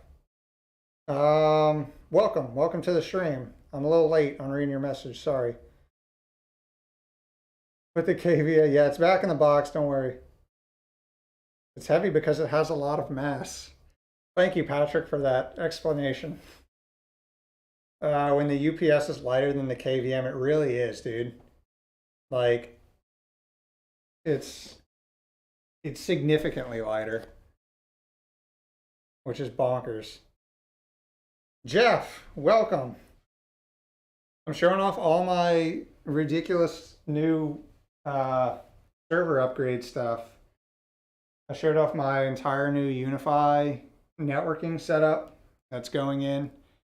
I showed off my new test server. It's an old Dell 1U PowerEdge 210. I showed off my ridiculously heavy KVM with keyboard and monitor. I'm pretty sure it's made out of lead and is gonna like kill me because I touched it, but I don't know. I kind of want to open it up and see why it's the heaviest thing on the planet. Oh, I showed off my little clustering setup that we're going to use. I bought 3 little old Intel NUCs with a old i3 4000 series laptop grade processors, 15 watts each. So that's going to be my forte into learning Kubernetes and setting all that stuff up. Maybe I'll dabble in Ansible since I have the Ansible guru in here. If you guys are interested in Ansible, obviously check out Jeff's channel. And he wrote a book literally on Ansible. So if you have questions about that, you know where to go. At this point, I probably won't be getting any Ubiquiti gear just so I can be that guy on YouTube who doesn't have Unifi. I was in that boat. I almost bought the QNAP switch that you upgraded to probably a couple months ago. But I was getting to the point, and I don't mind mixing and matching because currently right now my setup is pfSense router firewall with a QNAP switch to TP-Link access point and a TP-Link mesh system with various like Netgear, managed switches, like little tiny $20 5-port little managed switches here and there. And there's nothing wrong with that at all. You know, you can get by with that. I've done it for a long time and it's worked perfectly fine, but upgrading to a dedicated server rack with all this space and having pre-existing Cat 5e to all the rooms and having the ability to run PoE to everything and cameras, and I just wanted a centralized location to be able to monitor all that stuff. And I whether you want to call it giving in or just going with what I eventually wanted, call it what you will, but we'll see how it goes. I'm going to be completely unbiased about this because obviously not sponsored by Ubiquiti or Unifi or anything. So if it sucks and there's problems with it and I have, you know, things to say, then you guys will know. So I'll take you guys along for the ride. Because they just work. You know who else says they just work? Apple. Apple devices, man, they just work. You know, iPhones, Apple Watches, iPad, MacBook. Look, dude, I'm an Apple shill. I'm not really. I just slowly ended up in the Apple ecosystem. I don't know how it happened. I had an iPhone, then I used to have a MacBook Pro, and I sold it because I didn't like it. And then I wanted to get into developing Swift apps. So you can't do that without a MacBook. So I got a MacBook again. Ended up getting an Apple Watch because it was cool. And then an iPad because my wife convinced me that she wanted something for digital artwork stuff and design. So here we are, one big happy Apple family. My Electronics has some cool NUC racks. A 10-inch rack too. Nice. Yeah, I definitely need to look for some, because I have a couple of devices going into the server rack that aren't, you know, your standard 19-inch rack mounted stuff. So one of them is coming in tomorrow for my pfSense, my SG4100. They have a rack, a 1U like chassis that's a Netgate sent out for pre-order, and I pre-ordered it like a month or so ago, and it's just got shipped yesterday. And they're based in Austin, so it's going to be here tomorrow. So that'll be cool. That'll have a dedicated 1U rack mounted setup. Hello, yeah, they don't just work. I mean, I don't, to each their own, man. I don't judge. If you hate Apple, cool. You're not going to offend me. If you think Apple's the best and everything else sucks, cool. Whatever works for you, man. To each their own, especially when it comes to tech stuff. No one way is 100% correct, and I think everybody knows that. So, but, you know, it's just fun to argue. Duh. Otherwise, how boring would it be if everybody used the exact same stuff, right? I was talking Unifi. Well, we're going to find out if they don't just work. So, but we shall see. Open the box. You guys really want to see the UPS outside of the box? All right, fine. It's the last box of the night. We'll open it. Bunch of perverts over here. Is there something, dude? Because I know like streams where you eat is called like a mukbang. Are there streams where you're unboxing things? Is that called something else? I think it's just called Christmas. All right. Trip light. What's this? Oh, these are the ears, the rack mount ears. Screws. manual. And that's it.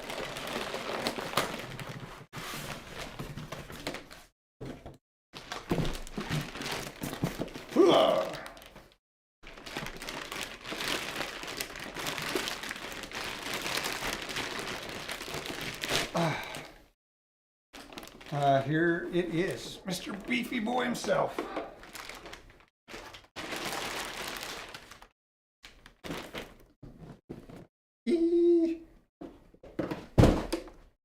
All right. So we will be rack mounting this.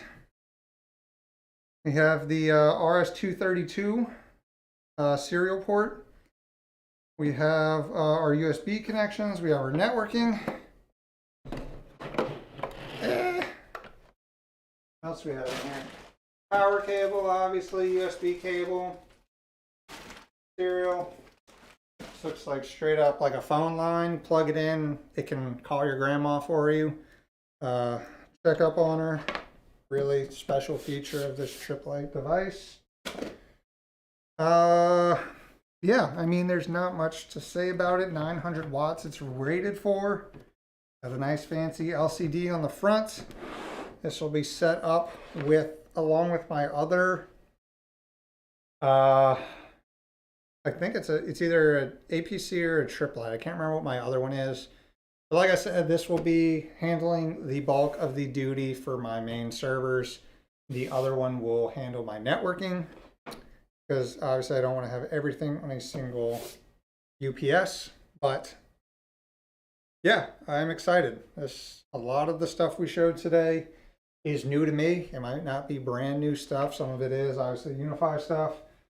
But yeah, we will be, we have a lot of content to make coming up, and I am super excited for it. I don't know how else to convey that, but I'm honestly really pumped to be back to where in a situation where I can start making videos again, because yeah, it was like stressing me out being away for so long. But man, the fact that they're still seeing growth on my channel is a testament to you guys and your awesome support. A huge shout out to Techno Tim and his 100 Days of Home Lab initiative and having me involved in that. Super awesome of him to think of me and put me in the video and feature me and stuff like that. I felt kind of guilty because like right when he did that, I was going away for my honeymoon for 11, 12 days. And I'm like, I'm not going to have any content to put out while this thing's going on. I'm going to look like a freaking schmuck, like I'm just along for the ride. But starting this weekend, new videos are coming. I said it earlier in the stream, but this weekend we are doing a server build video to celebrate 20,000 subscribers. And we hit that a while ago because now we're up to almost 22,000, which is crazy. But yeah, we're building a server. I had some parts laying around. I got some new ones to add to the server. I will be doing a video building that, and we will be giving it away to somebody from the YouTube comments. So yeah, figured why not be a good way to kick off the part 2 of the channel. Let's call it that. New studio, new fiber internet, a lot of new content. So it'll be fun. It'll be a good old time. You'll be all over on the back half of the 100 Days of Home Lab. Yeah, really. My Kubernetes, my little Kubernetes cluster is honestly the thing I'm probably most excited about, just because it's something I've been wanting to do so bad for so long, is to get into just mess around with K3S. But I never had dedicated hardware to do it on. And I was mentioning before I wanted to do it on Raspberry Pis, but everybody knows getting a Raspberry Pi right now is impossible. So we went with some Intel NUCs. I think we'll be good for that. Only 3 mess ups with the build. Are you saying that's what I'm limited to? I only get 3 mess ups? If it was a live stream, it would be more. As a lot of the regulars around here know, whenever I do a live stream and I try to like build something on it or install a new software, something goes wrong. It's impressive how it happens literally every single time on my streams. If you don't believe me, go back and watch some of my streams where we tried to mess around with some new hardware. It was hilarious. At least your instructions are easy to understand. His just get too deep and specialized on his hardware sometimes. Who's that?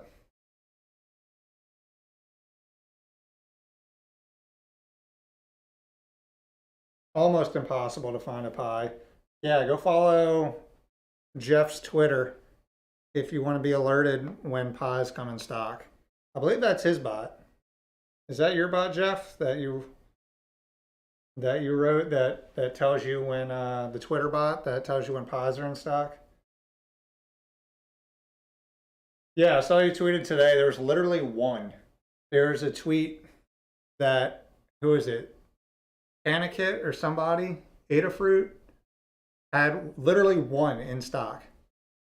Like, oh, yeah, Pies are in stock. Come get one. We have one, literally. Good luck. Oh, no, someone else. RPI locator.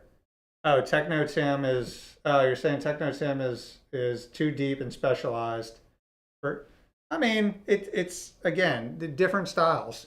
I think TechnoTim is he's literally one of my favorite YouTubers, and I've been watching him long before we've had any interaction on Twitter or anything. I've used a lot of his tutorials for a lot of my things, and it just depends on what style you're going for. He's always going to be more technical than me. I'm more of a, I don't even know how you describe it. I take the less technical approach, but you know, that's my style. And he has a different style, and he's doing extremely well. Just hit 100K subscribers. So yeah, big fan of his for sure. Yeah, it is a balance. Learn with me versus 101 level versus, yeah, we diving deep today. I've had some videos where they can get pretty technical, but yeah, I do like to keep a balance. I don't want to be that channel where I'm just doing, hi, welcome to the channel. Today, we are going to install Kubernetes on 3 Intel NUCs. You know, I like to mix it up. You know, we'll have some deep dive tutorials versus, hey, I'm dumb, watch me mess around with this thing and maybe mess it up. Maybe we'll get something cool out of it. So again, if everyone on YouTube did the same thing, it would be so boring. So to have different people with different styles that you can be a fan of, it just makes it that much better. So I follow so many different things on my personal YouTube account, from like rock climbing people to traveling and foodies to weightlifting to tech stuff. So it's all over the place. But yeah, each their own. Some people just don't need all the details. Some people need all the details. It depends on what you need. Agreed. I like his stuff. I feel like his documentation is getting better, but that was a big barrier in the past. Tech community is best community, followed by education and DIY.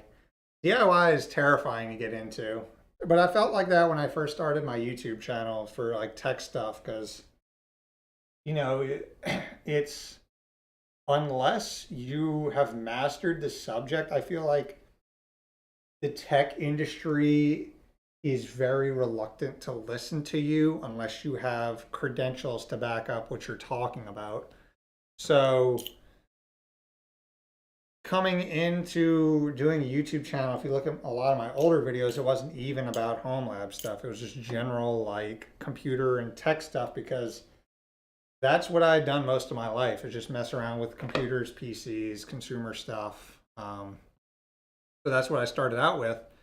And then I just thought it'd be cool one time to use one of my old computers as a home server, and used VirtualBox on it to spin up some VMs. And that became my highest rated video by a long shot, or most viewed video. I was like, oh, people actually like this stuff. So I started dabbling in it more and learning as I go. And I've said multiple times on this channel, I am not an expert. I've dabbled in PCs my whole life. I do work in IT, so I have a technical background.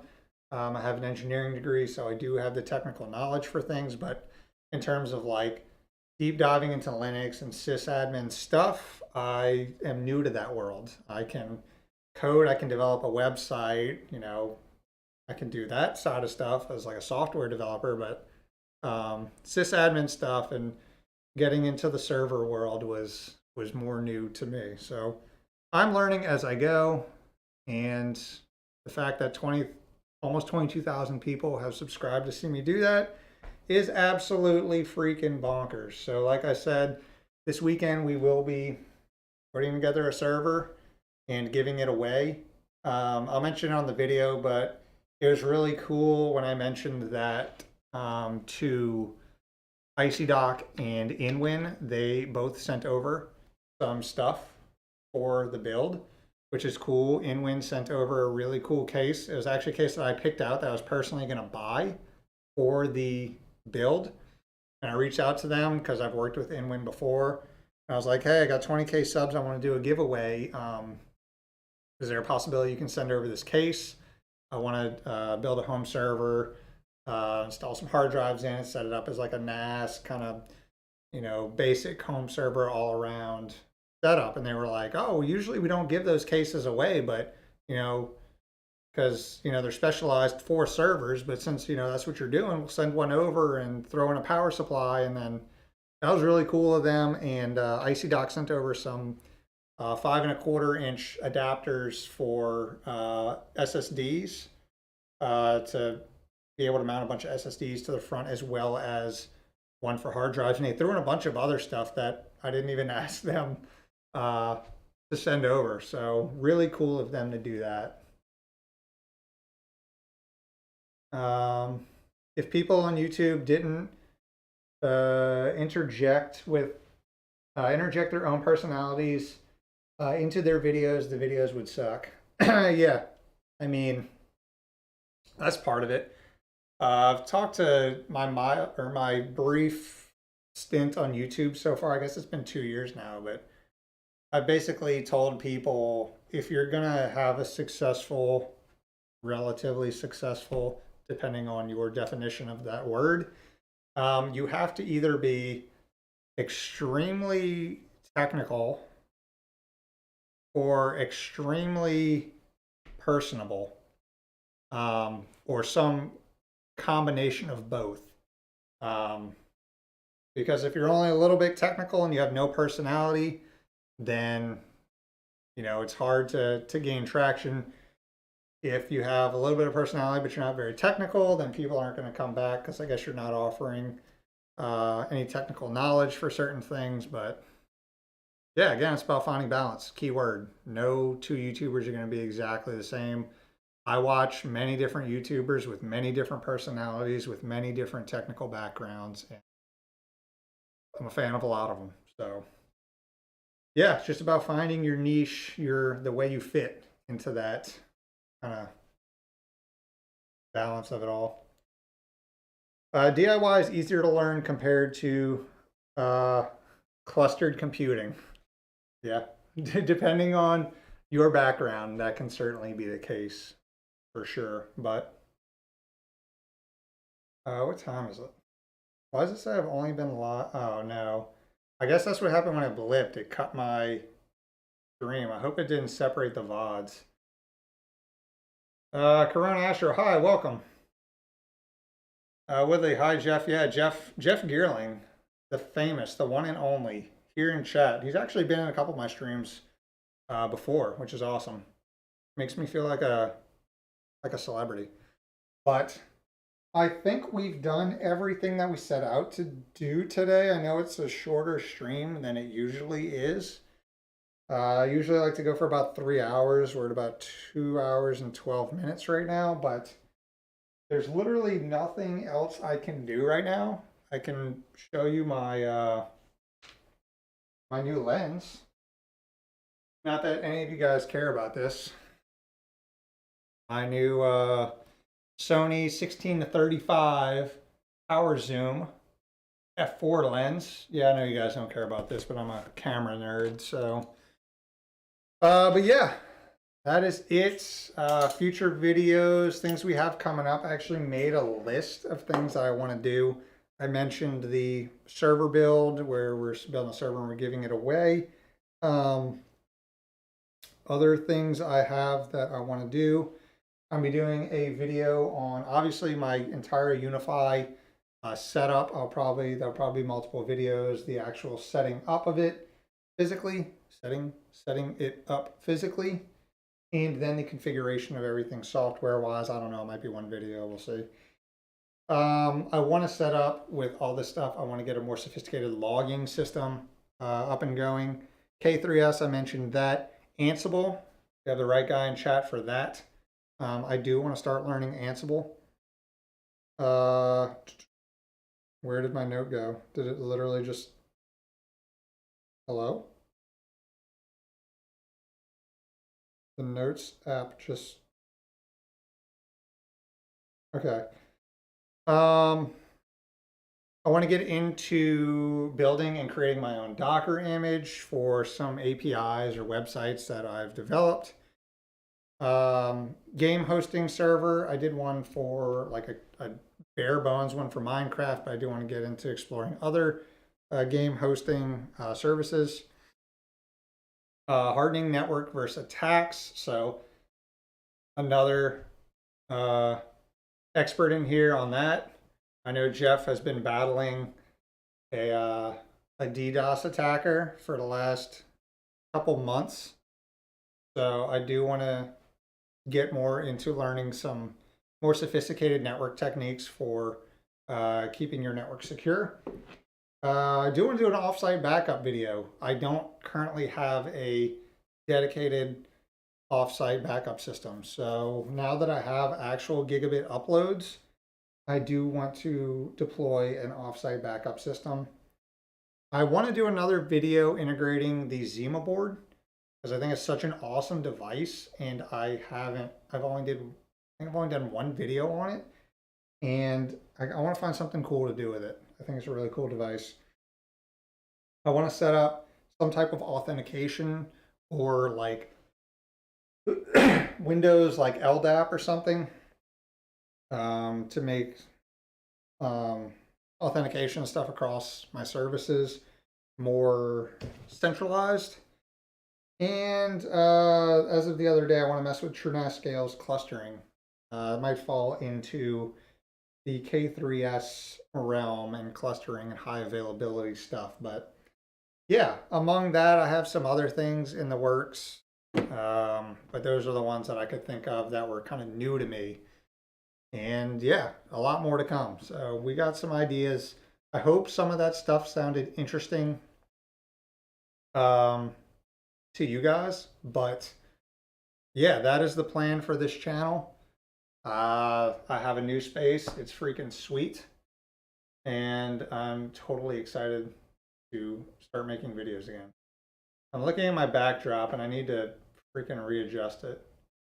I can tell it's not straight, not level. Ugh, all right. We'll deal with that one day. Oh. Cloudflare failed to ban Nginx proxy manager for the win. That is a pretty good stack right there. What would be the one thing apart from a new camera that can help to improve video quality? Lighting. Lighting, more so than a camera. The camera is not as important if you have good lighting. Trust me. You do not need a fancy camera to make a really good looking video. You can have a really good camera and shit lighting, and someone with an iPhone with good lighting can create a much better video. So if you're serious about looking to upgrade your video production, I would look into lighting. Watch some YouTubers about proper ways to light your videos. Take other YouTubers' content as inspiration to see Don't just look at their videos, look at how they're lighting their videos. If you like their aesthetic, some people go with more of a full light setup. Some people go with like a one light with a dark background, kind of that, ominous vibe. It depends on what you want, but lighting is key if you want to upgrade your video quality.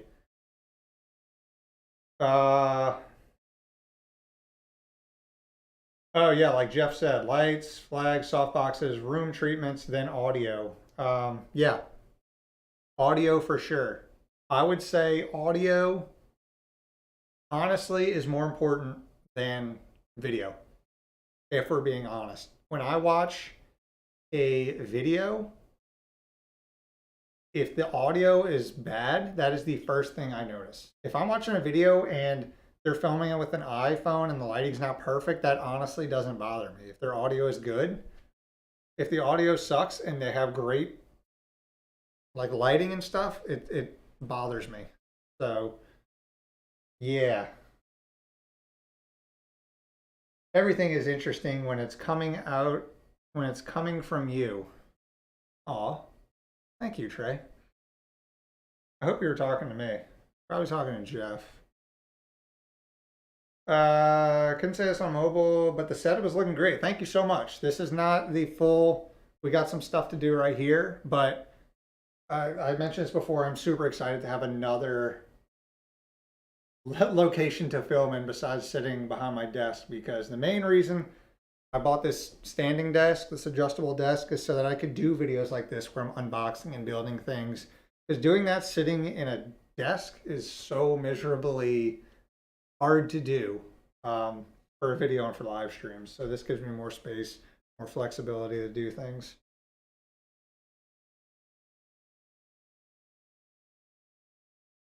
Yeah.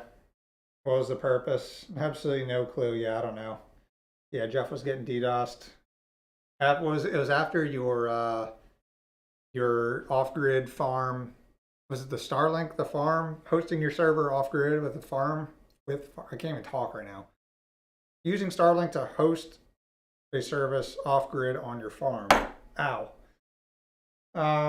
After 2 years of teaching online due to COVID, yes, audio is the single biggest and perhaps the easiest upgrade that will benefit content and delivery. Yeah. Yeah, just need 80 decibels of server rack sitting there. Audio will get fun. That's why it's far away in the garage now. So hopefully I don't have to deal with any of that. I know your rack mounted system's right there in your work area. Well, no, it's right outside of it. I don't know the exact layout, but it looks like you have like a filming room and then your server rack is sitting like right outside of it. I could be wrong though. But yeah, super excited. Once everything is done, like I said, maybe I'll do like a studio tour, kind of not house tour. I don't think you guys give a shit about the house itself, but the garage. I will show that off because I'm actually pretty pumped about the rack system. We got a dedicated air conditioning unit for the rack. A full 42U rack itself, and our fancy, aka not fancy, thermal curtain to keep it all nice and cool. But anything else I'm missing that I wanted to mention on this stream? I don't think so. Like I said, we're hitting the ground running this weekend and hopefully start cranking out some videos back to how I was doing before, multiple videos per week. But I think that is it for tonight. I think we had over 100 people in the stream today, which is, I never thought I would go live on YouTube and have over 100 people watching. So I wish I had better words. I wish I was more of a wordsmith to be able to articulate myself better, but that is just bonkers, and super appreciative of everybody who's been here. Some people new, a lot of you guys have been around for a lot of the streams. So again, you guys are freaking awesome. So with that said, hang out and answer a couple more questions. If you guys have any more questions about any of the stuff we unboxed today, if you have any questions about the channel, if you have any questions on anything about video production, speaking on that just for a second, if you were curious about my setup, we have a Godox, I think it's Godox, no, it's a Neewer RGB light with a softbox on it as my backlight, which is convenient to have depending on your setup. If you want to do a colored backdrop, really nice to have. I have a main fill light like right above me. It's a dome with the Godox SL60. That just lights the entire area depending on what mood you're going for. If I turn it off, I could go more of that like dark, ominous look to it. So I could do something like this. And now we have like the one light setup. A lot of people do this. Gives you some more shadow, makes you look more intense. So depending on what videos you want to do something like that. But yeah, let's see. Oh yeah, I remember that. A bit off the grid. Too close for comfort. 4++. I need to do one too. Want to do something fun with my dad. Yeah, that is a good idea. That would be cool. Because I'm interested in seeing other YouTubers' setups. I don't know if it's just because I'm weird and into like, I just like vlogging channels. So those things feel more like a vlog and more personal. And just seeing how other YouTubers do their setups, you know, whether I can get inspiration from that or anything is just interesting to see. Intense, you're in a house. I get it. Ha! Like camping. Just hit the record button that sends a signal to ramp down all the fans to minimum. Yeah, yes, certainly an option, assuming you're it's not going to overheat anything. It's well deserved with studio space like this. You're going to take off. I sure hope so. I mean, it's been a fun ride so far. I still enjoy making videos, whether you know, I had 20,000 viewers or 20 viewers, subscribers. It's been fun the whole time. I actually did have a question. I tried to use your pfSense HA proxy vid, but did it behind a unified firewall and just port forwarded 443 and it didn't work. What gives? So you have a Unifi firewall behind your pfSense firewall. So you're essentially like double natted in that instance. So you're going to have to pass through, assuming your ISP allows 443 to go through in the first place, then yeah, you'd have to pass through 443 to your pfSense box, and then from there, everything should flow through. But I'm trying to think. As long as your WAN setup from pfSense is the incoming connection from your Unifi router, then that all should work. I'm trying to think if there's anything else that needs to be set up there. I don't think so.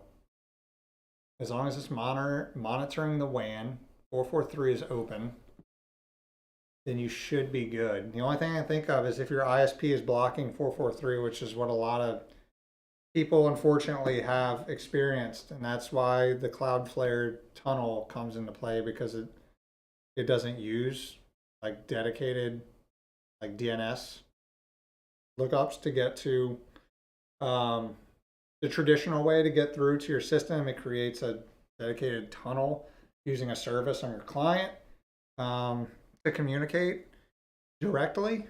So yeah, I don't know. It could be a couple of things. Jimmy Jones, good night. It's 3 a.m. here. Thank you so much for joining, my man. Good night. Have a sweet slumber. And hopefully see you next time. Thank you so much for joining. It's a YouTuber thing. I got so many ideas from studio and office tours. Yeah, I have gotten experience or inspiration from so many different YouTubers out there that to say that this is my own style would be disingenuous to a lot of YouTubers out there that I've gotten inspiration from. So yeah. Um, but that is it. That is all I have for you guys today. Sean says, if we're tacking on last minute questions, might I ask, would you advise I get an HBA for a spare parts Proxmox build? That will be running TrueNAS. I personally, yes, I like HBA cards because it makes it easier to pass through all your devices directly through to a TrueNAS virtual machine if they're all connected to an HBA, because you can just pass that through using the PCI pass-through guides in Proxmox, which is relatively easy to do. You don't have to worry about passing individual drives through. You don't have to worry about if it's going to mess with any of the functionality and smart reporting. When you pass through the entire PCI device, that VM sees that entire PCI device, which has all your drives connected to it, and it's almost like it's connected to bare metal. So I like it. If you can find one on the cheap and it's within your budget, I recommend doing it. Assuming you have the PCI lanes available as well, then I say go for it.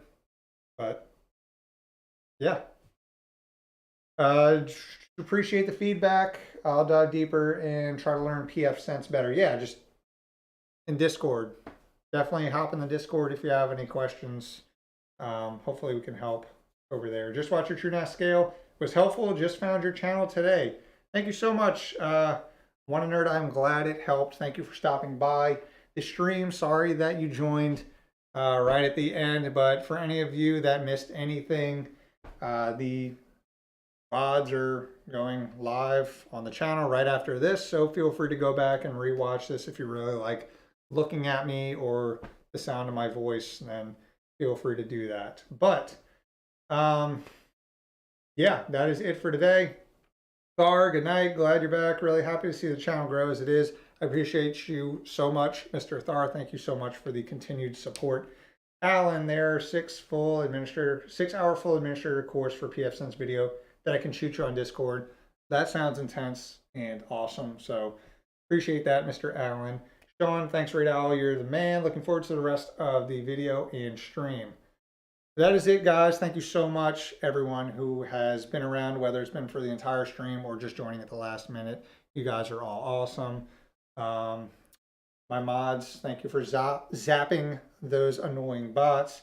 Patrick Fleming, the Doc, Trey, Alan, you guys are awesome. Nighthawk, you've been in here almost every stream. I'm gonna go ahead and mod you if it lets me. My last action of the night. Mr. Jeff Geerling, good night to you, man. Thank you so much for joining. You are one of the OG tech YouTubers that I've always watched. So see you in here, man, is cooler than I could have ever imagined. So appreciate that. Good night, everybody. Like I said, be on the lookout this weekend. More videos are coming soon, I promise. And it's going to be awesome. So peace out, good night, and safe travels.